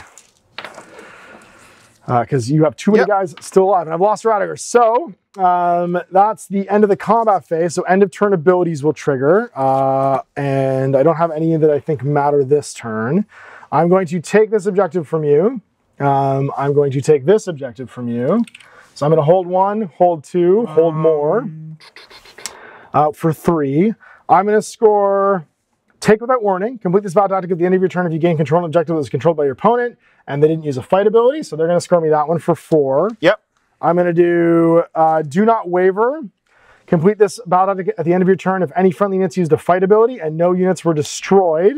So I'm going to get that one too for 5. And that's going to take me to 11. And I'm finally getting some points on the board here. And this one I can't get because I didn't kill any of your units. I need to kill something this turn to be able to score it. And then I'm going to get an extra one for having held that one for 12 because I got the bonus point as well. Okay. That was the life spring. Your end of turn ability, you're going to heal over here, heal 1. And I think that's it. And it is your turn. Yeah, unless... Your 3. Do I want to strike and fade? Probably not. You can't because you didn't fight. Yeah, you're right. That's why I fell back from you. I was like, I can't let you fight because you'll just teleport out of here. Yeah, that makes sense. You'll still be able to do it next turn. Yeah. It just won't happen immediately. Okay. Hero phase up. So I am going to play a hero phase ability. I'm going to play Stand Guard. Okay. These warriors stand fast. Declare a friendly unit to use this ability. It's during the enemy hero phase. They have strike first for the rest of the turn. So they're going to go in a pool before normal fighting. Okay. All right, we'll use Virtuous Harmony, declare visible, blah, blah, blah, blah, blah, on a 7+ return a slain model. Yep, so on a 7+, these guys, on return of hunters, why not? No. But then you can also regrowth the wounded one, or you could regrowth the tree lord as well. We will regrowth the wounded one, get it back up to full. They have to, he actually would have done it automatically. Because he was within, You can cast regrowth then on him to try and get your 3 wounds back. That's the 2+? 2d6. Or 2d6, yeah. Sorry. Regrowth, sorry. It's 5+. Yeah, on a 5. No! Oh my god. Both our wizards are completely incompetent this game. They are. There's been 0 spells cast. I think she regrowth 1 time. That's right. Yeah. So you have now your movement phase. I think that's your whole hero phase. Yeah, that was my movement phase. Let's see.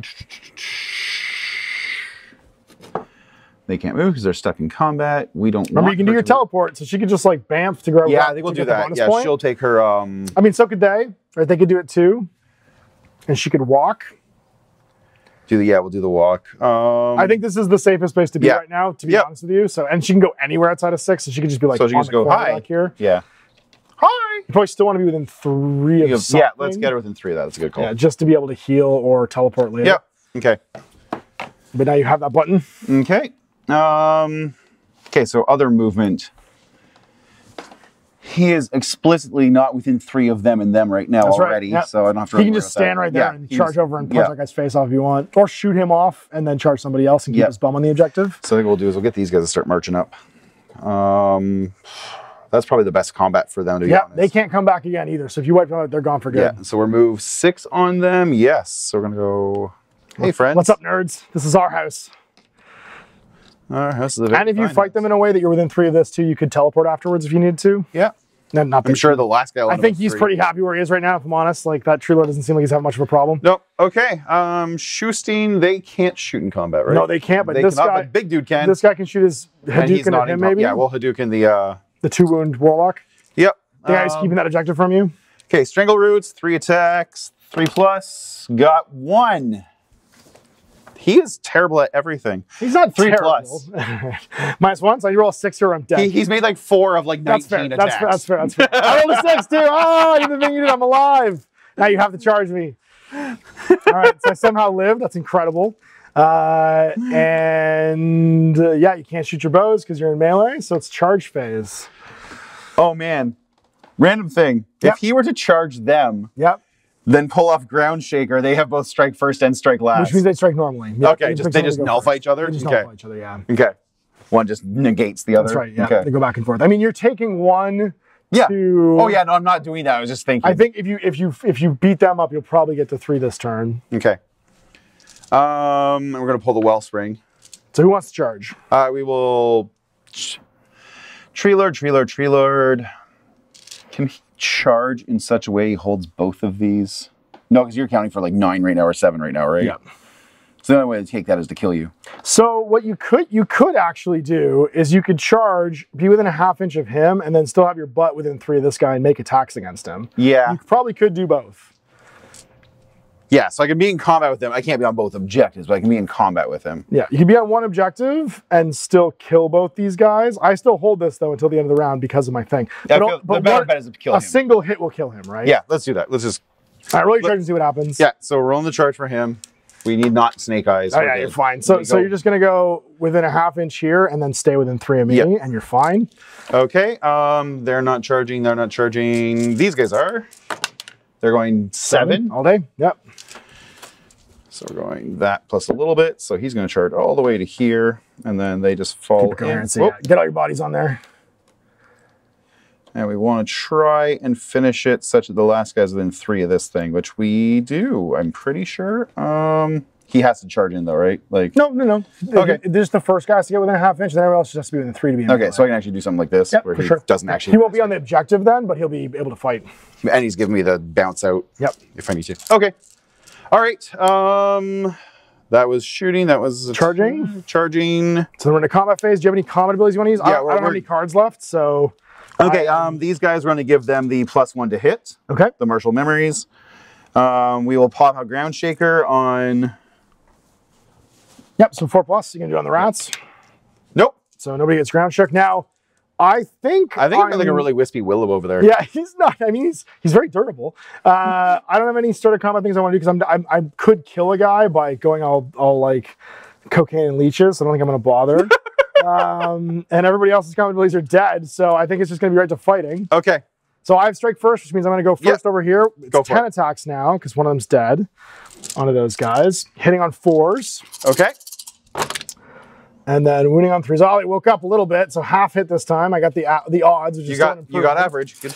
I'll take average at this point. Average is great. And then 4 wounds. So 4 at -1 into that unit of Kurnoth Hunters. Okay, so we're looking at 5+ saves. Potato, rolled again? Yeah, we rolled. You always get your potatoes, buddy. Yeah, you did.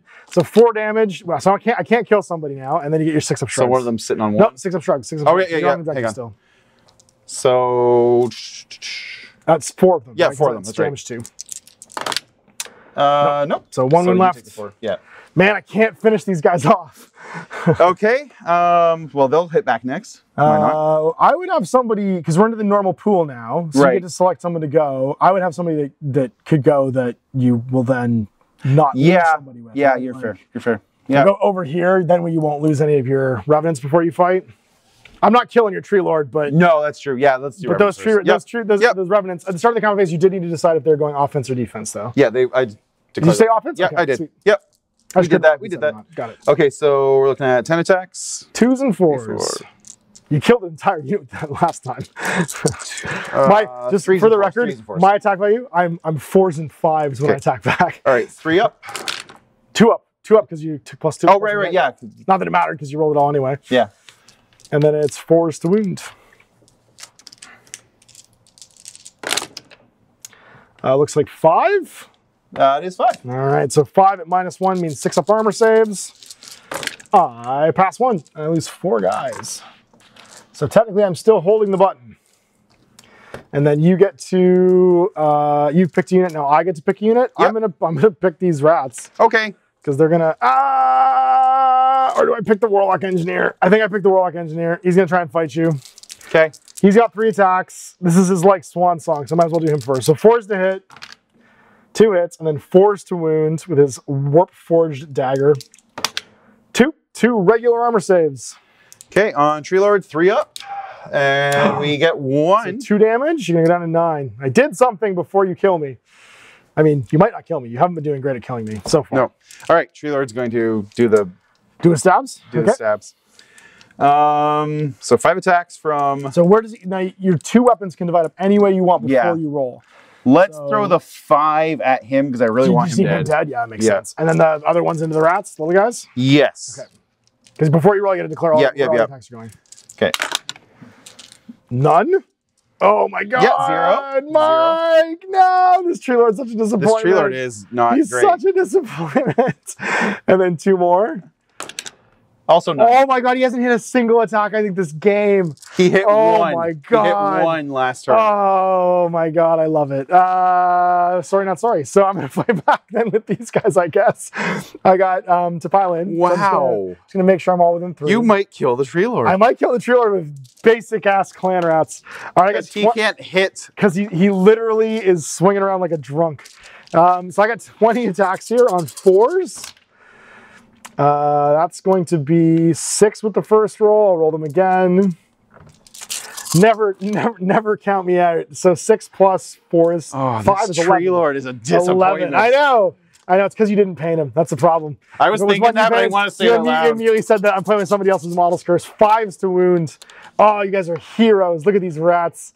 I also rolled your dice. I should have brought my own dice. You should have brought your own dice. That's right. I'm playing your models and your dice. And my dice. Recipe for disaster. That's right. 5 saves. 5 saves. Okay, 5 saves. No red. 3 up armor. All right. Do it. Fill all your saves. Just 2. Okay. So it's down to 7. Okay. He didn't get chewed to death by rats. He didn't get chewed to death by rats. So now... So if he gets down to 4, he loses one of his massive attack. That's right. Massive talent attacks, yeah. So you've got your Colonel Hunters going to fight now. Yeah. Colonel Hunters, okay, please do some work. Please fucking do some work. I need somebody to do something here. somebody kill one of these. If you do 3 wounds, you kill one of my Ratters. Mine can't come back. Okay. Unlike yours. That's a miss. So you got 2, 4, 5. That's not terrible. And then 3s again. If you get 3 through, I'm dead. I only have a 6 armor save, so all of them. So I got to pass 3 saves here on 6s to live. I did not. So I'm going to take 4 wounds. So he'll die. And then I'll keep him alive, actually, because he's the flamethrower. So that's 3 plus 2 is 2 wounds left on that guy. Okay. Well, that wasn't good. So that's the last fight is going to be over here, which is these 6 clan rats who give me 12 attacks. 5, 10, 12. Hitting on 4s into these revenants. And then wounding on 5s, because they got little rat arms. And 5s to wounds. Looks like 1, 2. So 2 saves. All right. 2, 4 ups, 5 ups, right? Because you didn't do that. 5 ups, yeah. That's right. And we get 1. So 1 guy's wounded. Yeah. Not even dead. All right, so now it's end of turn abilities starting with you. So do you have any end of turn abilities to go off? Do I? Good question. We could strike and fade somebody. He can't because he's not within 3 of a piece of terrain. No. But the guns they could. Yeah.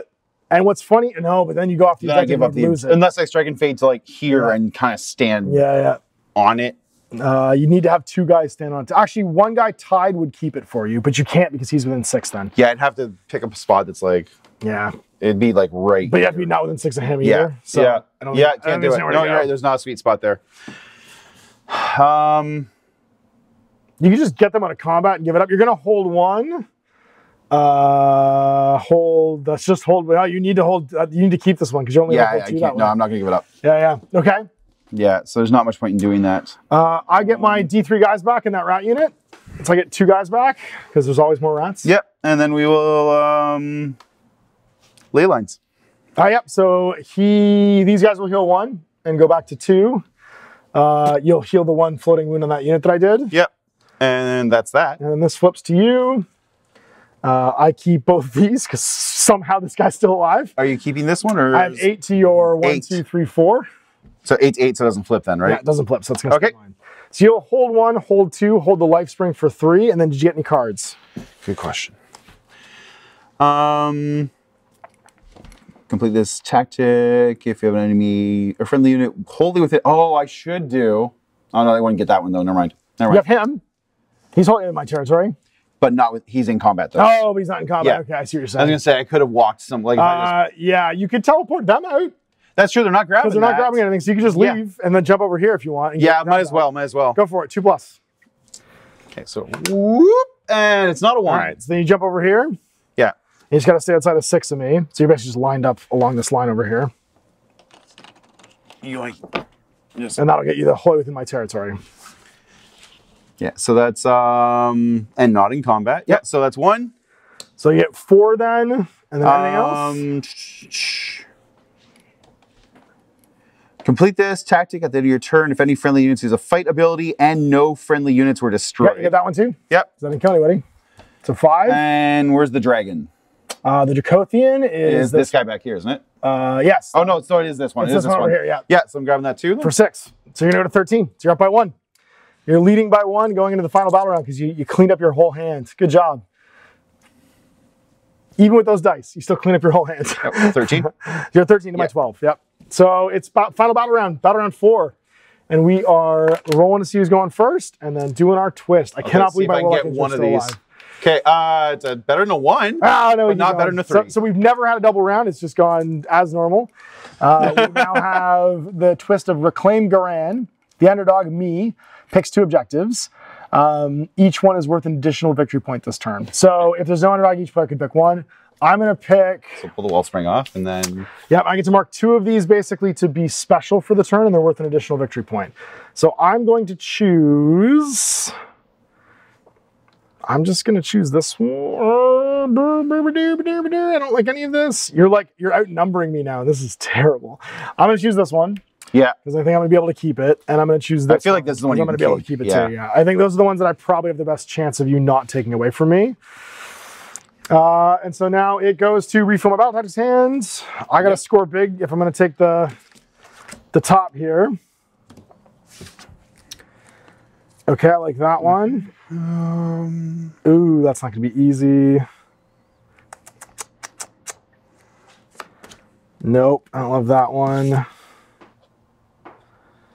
And I don't like that one either. Oh, I do kind of like that one.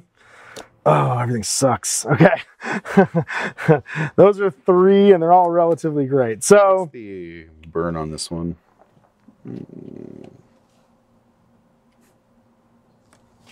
It's my hero phase. First things first. This one's actually not. It's not terrible.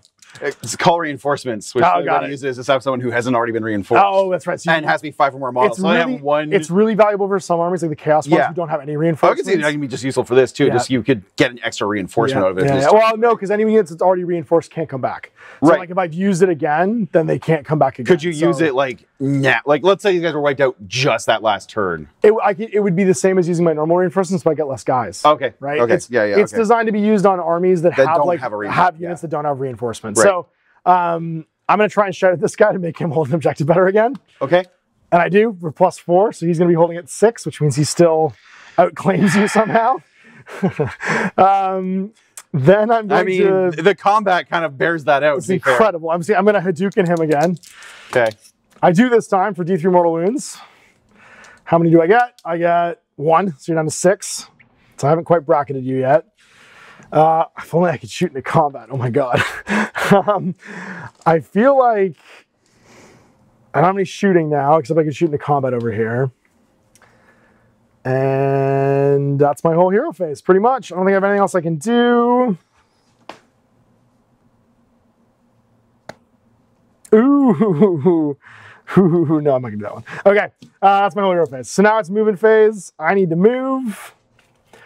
I'm gonna move these idiots just to like block everything over here to be like, you shall not pass. I do not wish for you to claim this objective away from me, because they can walk far. They're gonna stay. Do I just stay in combat with you? It's so much better if I don't. I'm just gonna fall back again and not take any damage. Okay. I'm gonna fall back again, I think, and not take any damage. And be like, you cannot possibly do this. I'm gonna fall back over here and hold that zone. Okay. And then I'm gonna shoot some guns. I'm gonna shoot my flamethrower into combat. Come on, I really need this flamethrower shot, buddy. Okay. I need you to do this. You get 9 shots. Ooh. Okay, not bad, hitting on 2s. I just have to do 2 wounds here and I might live through this combat. On 2s. All right, so 8 hits, and then it's going to be on 4s I wound. On 4s. I got 4. This could kill a guy, so 4 at -1. Okay. On the hunters. On the current hunters. 5 up. Oh, and then 6 up wards. 6 up wards. No, all right, so 4 wounds. All right, so that last guy's got 3 wounds left. Yep. He goes squish. You did it, buddy. You did it. You burninated him. He fell back, so he can't shoot. My Warlock Engineer, so no shooting out of him. And that means we are into the charging time. I don't think I have anybody that wants to charge. I think I'm happy just chilling where I am. And that means I'm going to start by fighting. And I'm going to fight with this rat ogre and try and kill you. Okay. I really need to try and kill you. You know, I'm going to stay where I was. I'm not going to bother piling. I'm just going to stab. I got my 5 attacks, hitting on 4s. I got to get 2 wounds through here to kill you. On 4s. And then on 3s. Do it. No, I didn't even wound you. Damn it. Okay. So he's done fighting. So you could go somewhere else because this guy's already attacked. Yeah. We only have the 1. Oh, sorry. You could try and stomp them too if you want to. And that would. Yeah, we'll do our 4+ stompy stomp. Any combat phase. Splat. We got it. Okay. So you stomped. It didn't. So they go strike last. Yep. Which means basically you're just going to do your guys back to back. Yeah.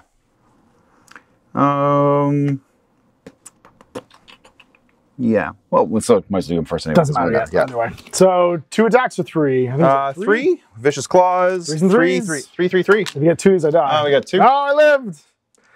But I don't take the objective. 3 and 3. Okay. All right. And then no rend 1 damage. No rend 1 damage. I don't make my save, so I don't have a 1.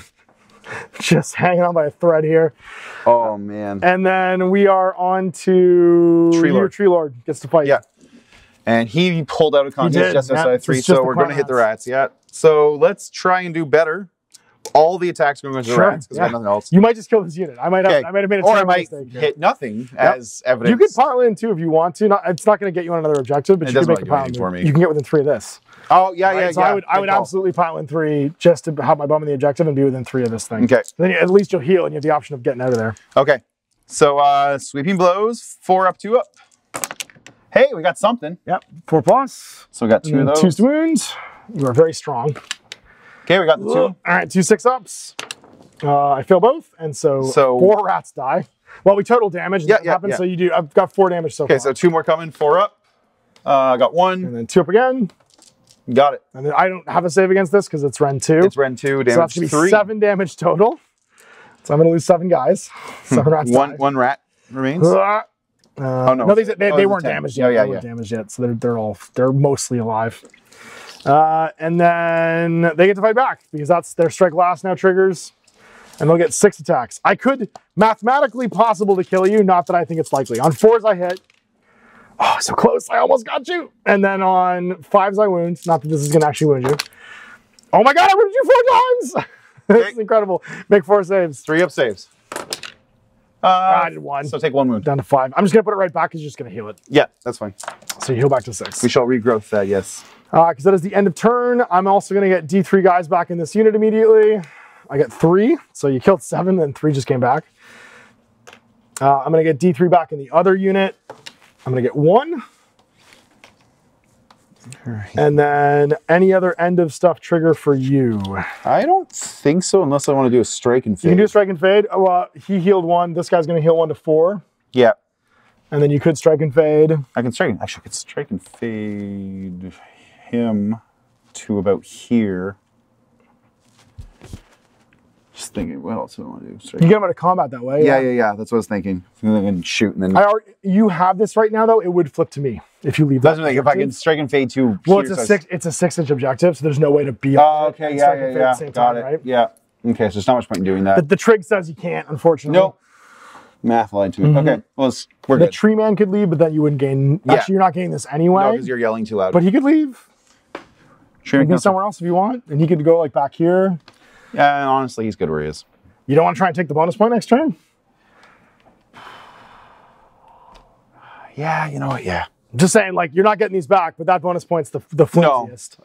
Yeah, I mean, possibly. I mean, no, this is technically the flimsiest, but they can. Well, but they could maybe take care of that too, right? So 2+ first, get a roll. Yeah, that's right. See what happens. Whoa. He is the grabbiest dude. Oh my god. Okay, 2 up and got makes it. Yeah.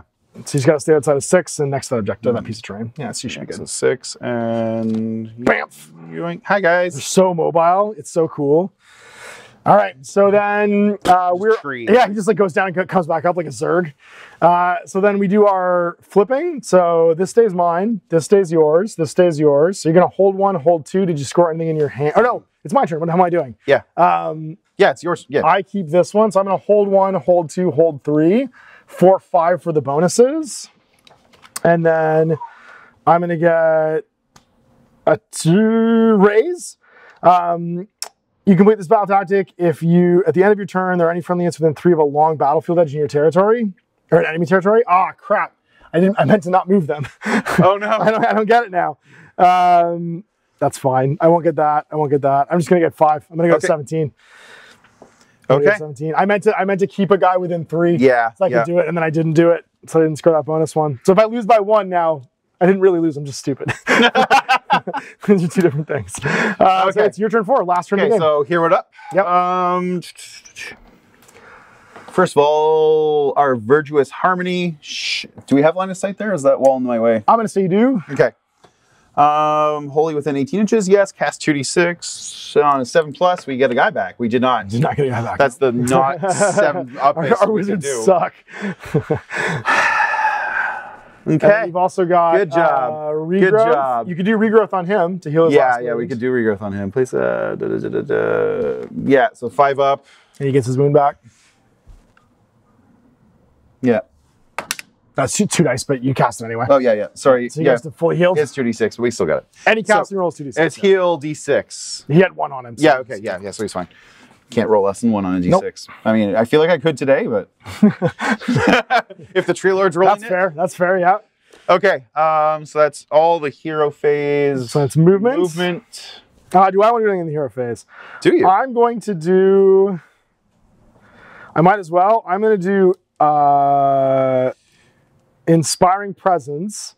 Pick a friendly hero to use this ability. Effect, roll a die for the rest of the turn, add the number rolled to my control score. So I'm just going to add to the Grayseers because I can't get this card anyway later on. So I'm going to add 2 to his control score. Just because it might be relevant if you somehow decide to charge that unit. Okay, hang on. Okay, let's because you got to try and score 5 to win. Yeah. So you have to take at least 1 more objective from me. And remember, you can run too. Like, you don't even need to fight this guy if you don't want to. If you just want to, there's 6 on this right now. No, actually, you have to. I do have to. I'm like number 5. Choice. Yeah, you don't have a choice. No, he has to be dead. Because you hold 1, hold 2. You have to take 1 back, basically. Yeah. So you're going to hold 1, hold 2, hold more, plus the bonus for 4. So you need to get at least 1 card Give me to one win. sec. One of these here as well. Yeah. 1 extra card will win you the game. And my 1 wound Radiger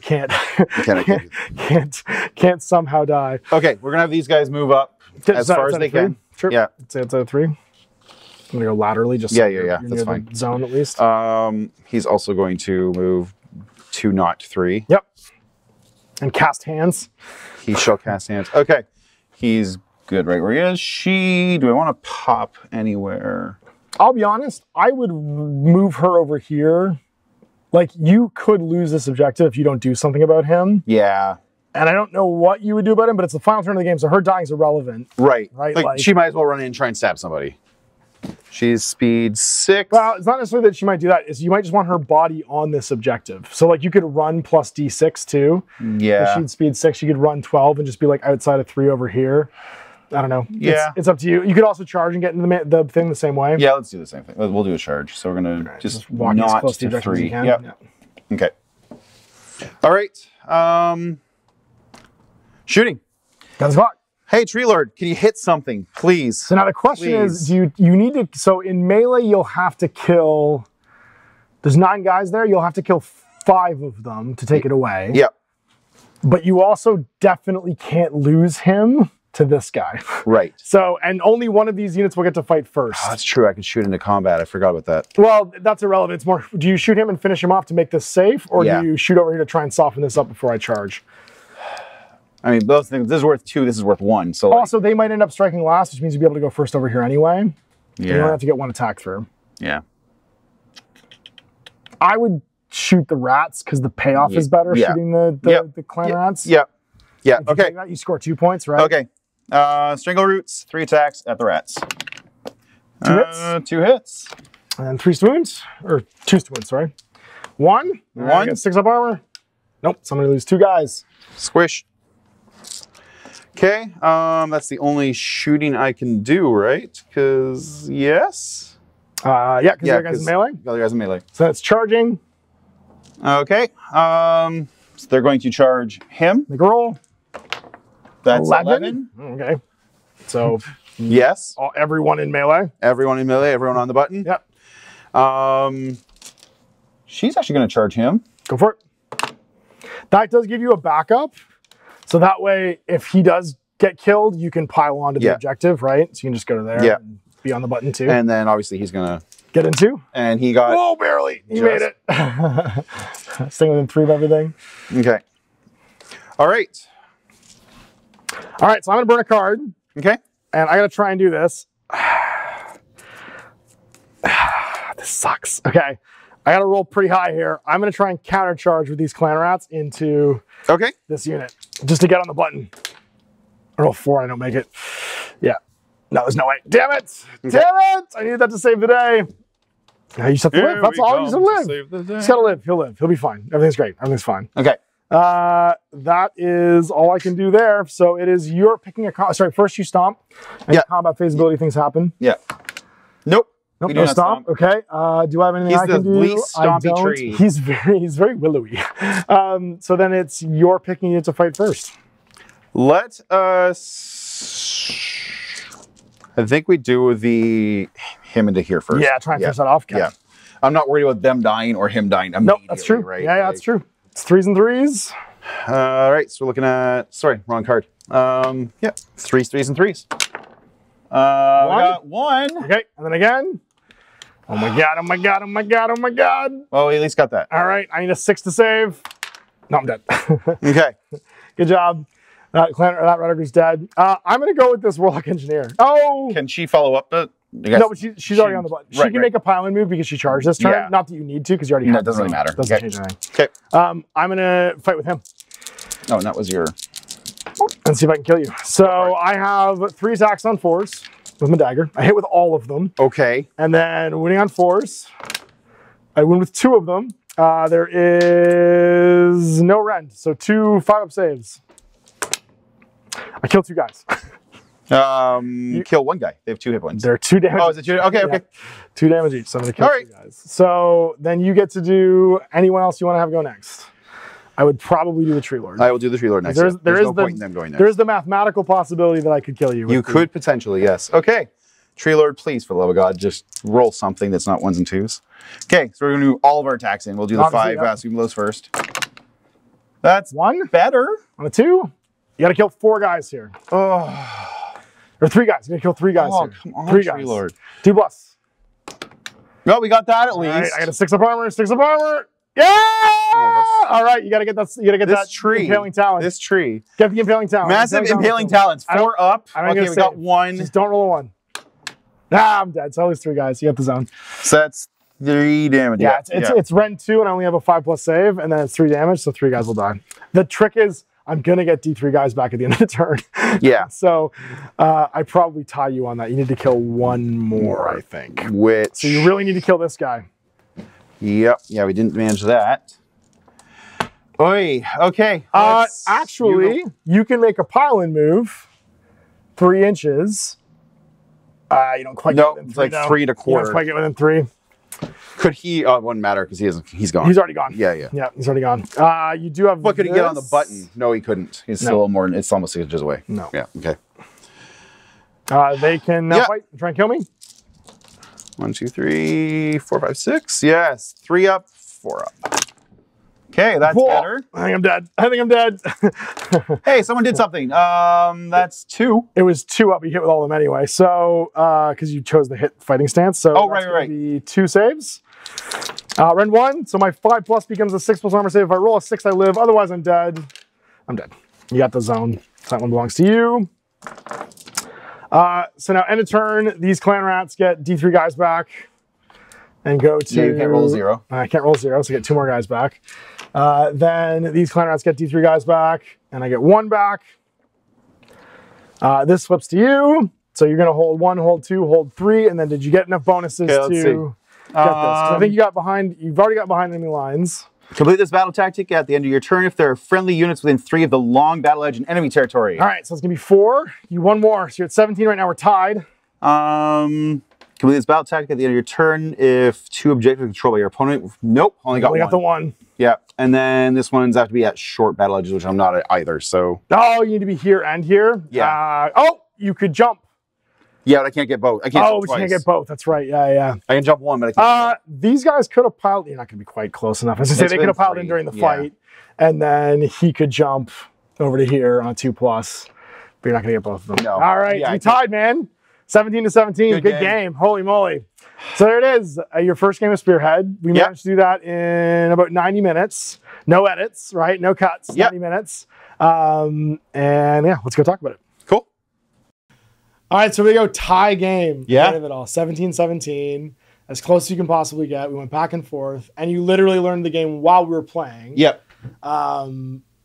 I love teaching people to play this game. So what? I can see that. That comes through. So I love demoing games in general, but this game in particular is very easy and teachable. Yeah. So without me inserting too much of my confirmation bias, how did that feel? Probably the most interesting I think a Warhammer game's been in a long time. Yeah. Yeah. Did you feel overwhelmed at all? Tiny bit, but mostly just with the command and control deck, like the battle tactics. Battle tactics, only because I didn't have a chance to read them ahead of time. Like I think if I had absorbed that beforehand, or if I just get 6 games under the belt, kind of thing. That's right. It is the thing that I find you absorb the fastest because it's only 12 cards. It's the same every game. Yeah. And when you change armies, the battle tactics deck and the they're stuck. Like change. So you start to anticipate them a little bit. Yep. And learning this whatever season, right? The Fire and Life version feels like it's that way. What I loved about this, again, after all the games that I've played, is it's so rare that we have a blowout. Right. We were like neck and neck right until the end. Yep. The underdog mattered. Yep. Right? Like I had to catch up through scoring additional points twice. Yes. Yeah. And putting them in places where I couldn't because you were ahead for most of the latter half of the game. Yeah. And not by a wide margin though either. Like it was still only like 1 or 2 points ahead. Like it wasn't like I jumped up by 10 or something. Like it's funny, you made a really good off-camera comparison to this. What was that? Was the blue shell mechanic from Mario, right? Yes. Where like the further back you are, the better you're going to do at catching up. That's right. And the more bonuses you get to try and catch up. Yeah. This is something I talked about when I kind of broke down the game design stuff for Spearhead. But I think you made a great analogy, and it actually hadn't occurred to me before. When you're explaining rubber band mechanics to people, one of the most relatable in gaming right now is Mario Kart. Yeah. And there's a reason why you can teach Mario Kart to almost anybody of any age. Right. Is because it inherently reduces feel bad moments by pulling the last place people forward by giving them better power-ups and giving them better underdog advantages. Right. Yeah. So that feeling of making it approachable and accessible, and my whole thing right now is about how games are accessible, having a like conscious decision to put a rubber band mechanic in the game. Yeah. It makes it so much easier to learn because you never feel like you're out. There wasn't a point where I felt like a decision cost me a whole turn or cost me the game, right? And that's, I mean, we talked about this off camera. Like, I haven't played Warhammer, aside from, like, Underworlds and Warcry, and one single game of, like, 10th edition 40K I played with Matt over at Mini Wargaming. Like, last time I played was, like, late 6th edition 40K. Like, I've legit never played a game of Age of Sigmar. Yeah. And I've got a bunch of Age of Sigmar models. Like I bought the core set, I bought, the second core set, like, and the Stormcasts are all painted. Yeah. And they've never seen a table. Yeah. And now they can. Yeah. And it's just like, cause I mean, the thing is like, especially with GW, like the new releases, like I suffer from decision paralysis like crazy, right? Like, and what got me out of 40K was I was losing games of the list building because, and then you spend 3 hours, because it's not a slow game, you'd spend 3 hours just losing because you decide to bring the unit you painted better. Like, because the thing is, like, I'm very much focused on the art side of it. Like, I want to build a list of the toys I like, the toys I painted, like the ones I'm most excited about the sculpt. And I've done that a lot with Infinity, right? Like my Nomads, I bought the models I wanted. Yep. And they generally work pretty well. For the most part, yeah. And then I played, this was back, 6-7 years ago, but like I played like 6-7 games of Infinity with you and Owen. Yep. And I finally went, I'm going to buy a sculpt I don't like because it has a good profile. Like it was the Sin Eater Observant with a sniper rifle. Like it's a freaking ugly sculpt, but it did a good job. But that was a lot nicer. Yeah, I mean, that was a concession to like, okay, I've played this game a bunch with the toys I like. Now I'll fill that little hole I'm missing. But it was just like, I prefer when I don't have to do that, right? Well, that's the thing is this game intrinsically it pushes all the decision making on list building to during the game. Yeah. Right? So like once you know what your opponent's faction is, you get to make a choice on your regimental ability and your enhancement. And some of them are intrinsically going to be better against certain factions than others. So like, I think what's powerful about that is you're not locked to a decision when you even roll up. Yeah, I'm not coming to the studio having made a bad decision at home. I didn't paint any las cannons and you're playing all tanks. I'm in trouble. You know what I mean? Like you're not, there's no feeling punished by that because that's sort of curated out of the game beforehand. But you're still given decisions that matter. Right, like the decisions become part of the game instead of like this meta thing That's right. So you can roll back the game tape and go and be excited to play your next game where you take forward the information about the decisions you made in the last game. And there's no like homework. You don't have to go paint 5 las cannons because you got killed by a bunch of tanks. Right. You just get to play your next game and be excited about the information you started. And again, I think that's really clever game design. And I think it comes through as I've shown people this game, that has made the experience of learning it feel better and be more approachable. So a guy like you can go and look at the 25 different boxes and go like, oh, I have most of what I want or I liked painting for the Stormcast. I'll just paint this one thing I don't have or convert it or make my version of it that I like. And I'll have the Stormcast one ready to rock and roll. You know what I mean? Like I'm pretty sure I have everything but the chariot. That's it for the Andrasta's Spearhead one. Yeah. So like that idea that like you can... It's a bit like Underworlds where you can like cherry pick the models you like, you can cherry pick the thing you like, paint what you enjoy, but still get to play like a meaningful game with meaningful choices, but they're all in the experience of the game, not locking you into painting what you want to paint. Right. And it's so clever and so simple, but I think it takes you experiencing that to actually get it. You know what I mean? Yeah. Like it's one of those things where like until you try it, you're not really going to understand. I think that's going to I think there's also too like there's a bit of like cynicism that like you have to get over because like the assumption is like this is like just mentally if I walked into the store and just saw a bunch of spearheads like my thought would be like, oh, those are starter sets. That's like it. I'm still gonna have to go buy more stuff later. And like you don't. If this is the version of Warhammer you want to play, this can just be the version of Warhammer you want to play, and it feels like a whole game of Warhammer. It didn't feel like Warcry or Underworlds where like it was just sort of like a little microcosm of it. Like it felt. And especially because I think both of us had units that regenerate too, so it feels actually a little bit bigger than it actually is. That's right? Yeah, and it's on a table where like the scoring matters. You feel more maneuverable because you're going back and forth between like your objectives and stuff like that. You had a really cool slingshot mechanic and your that's stuff really too, which is really fun.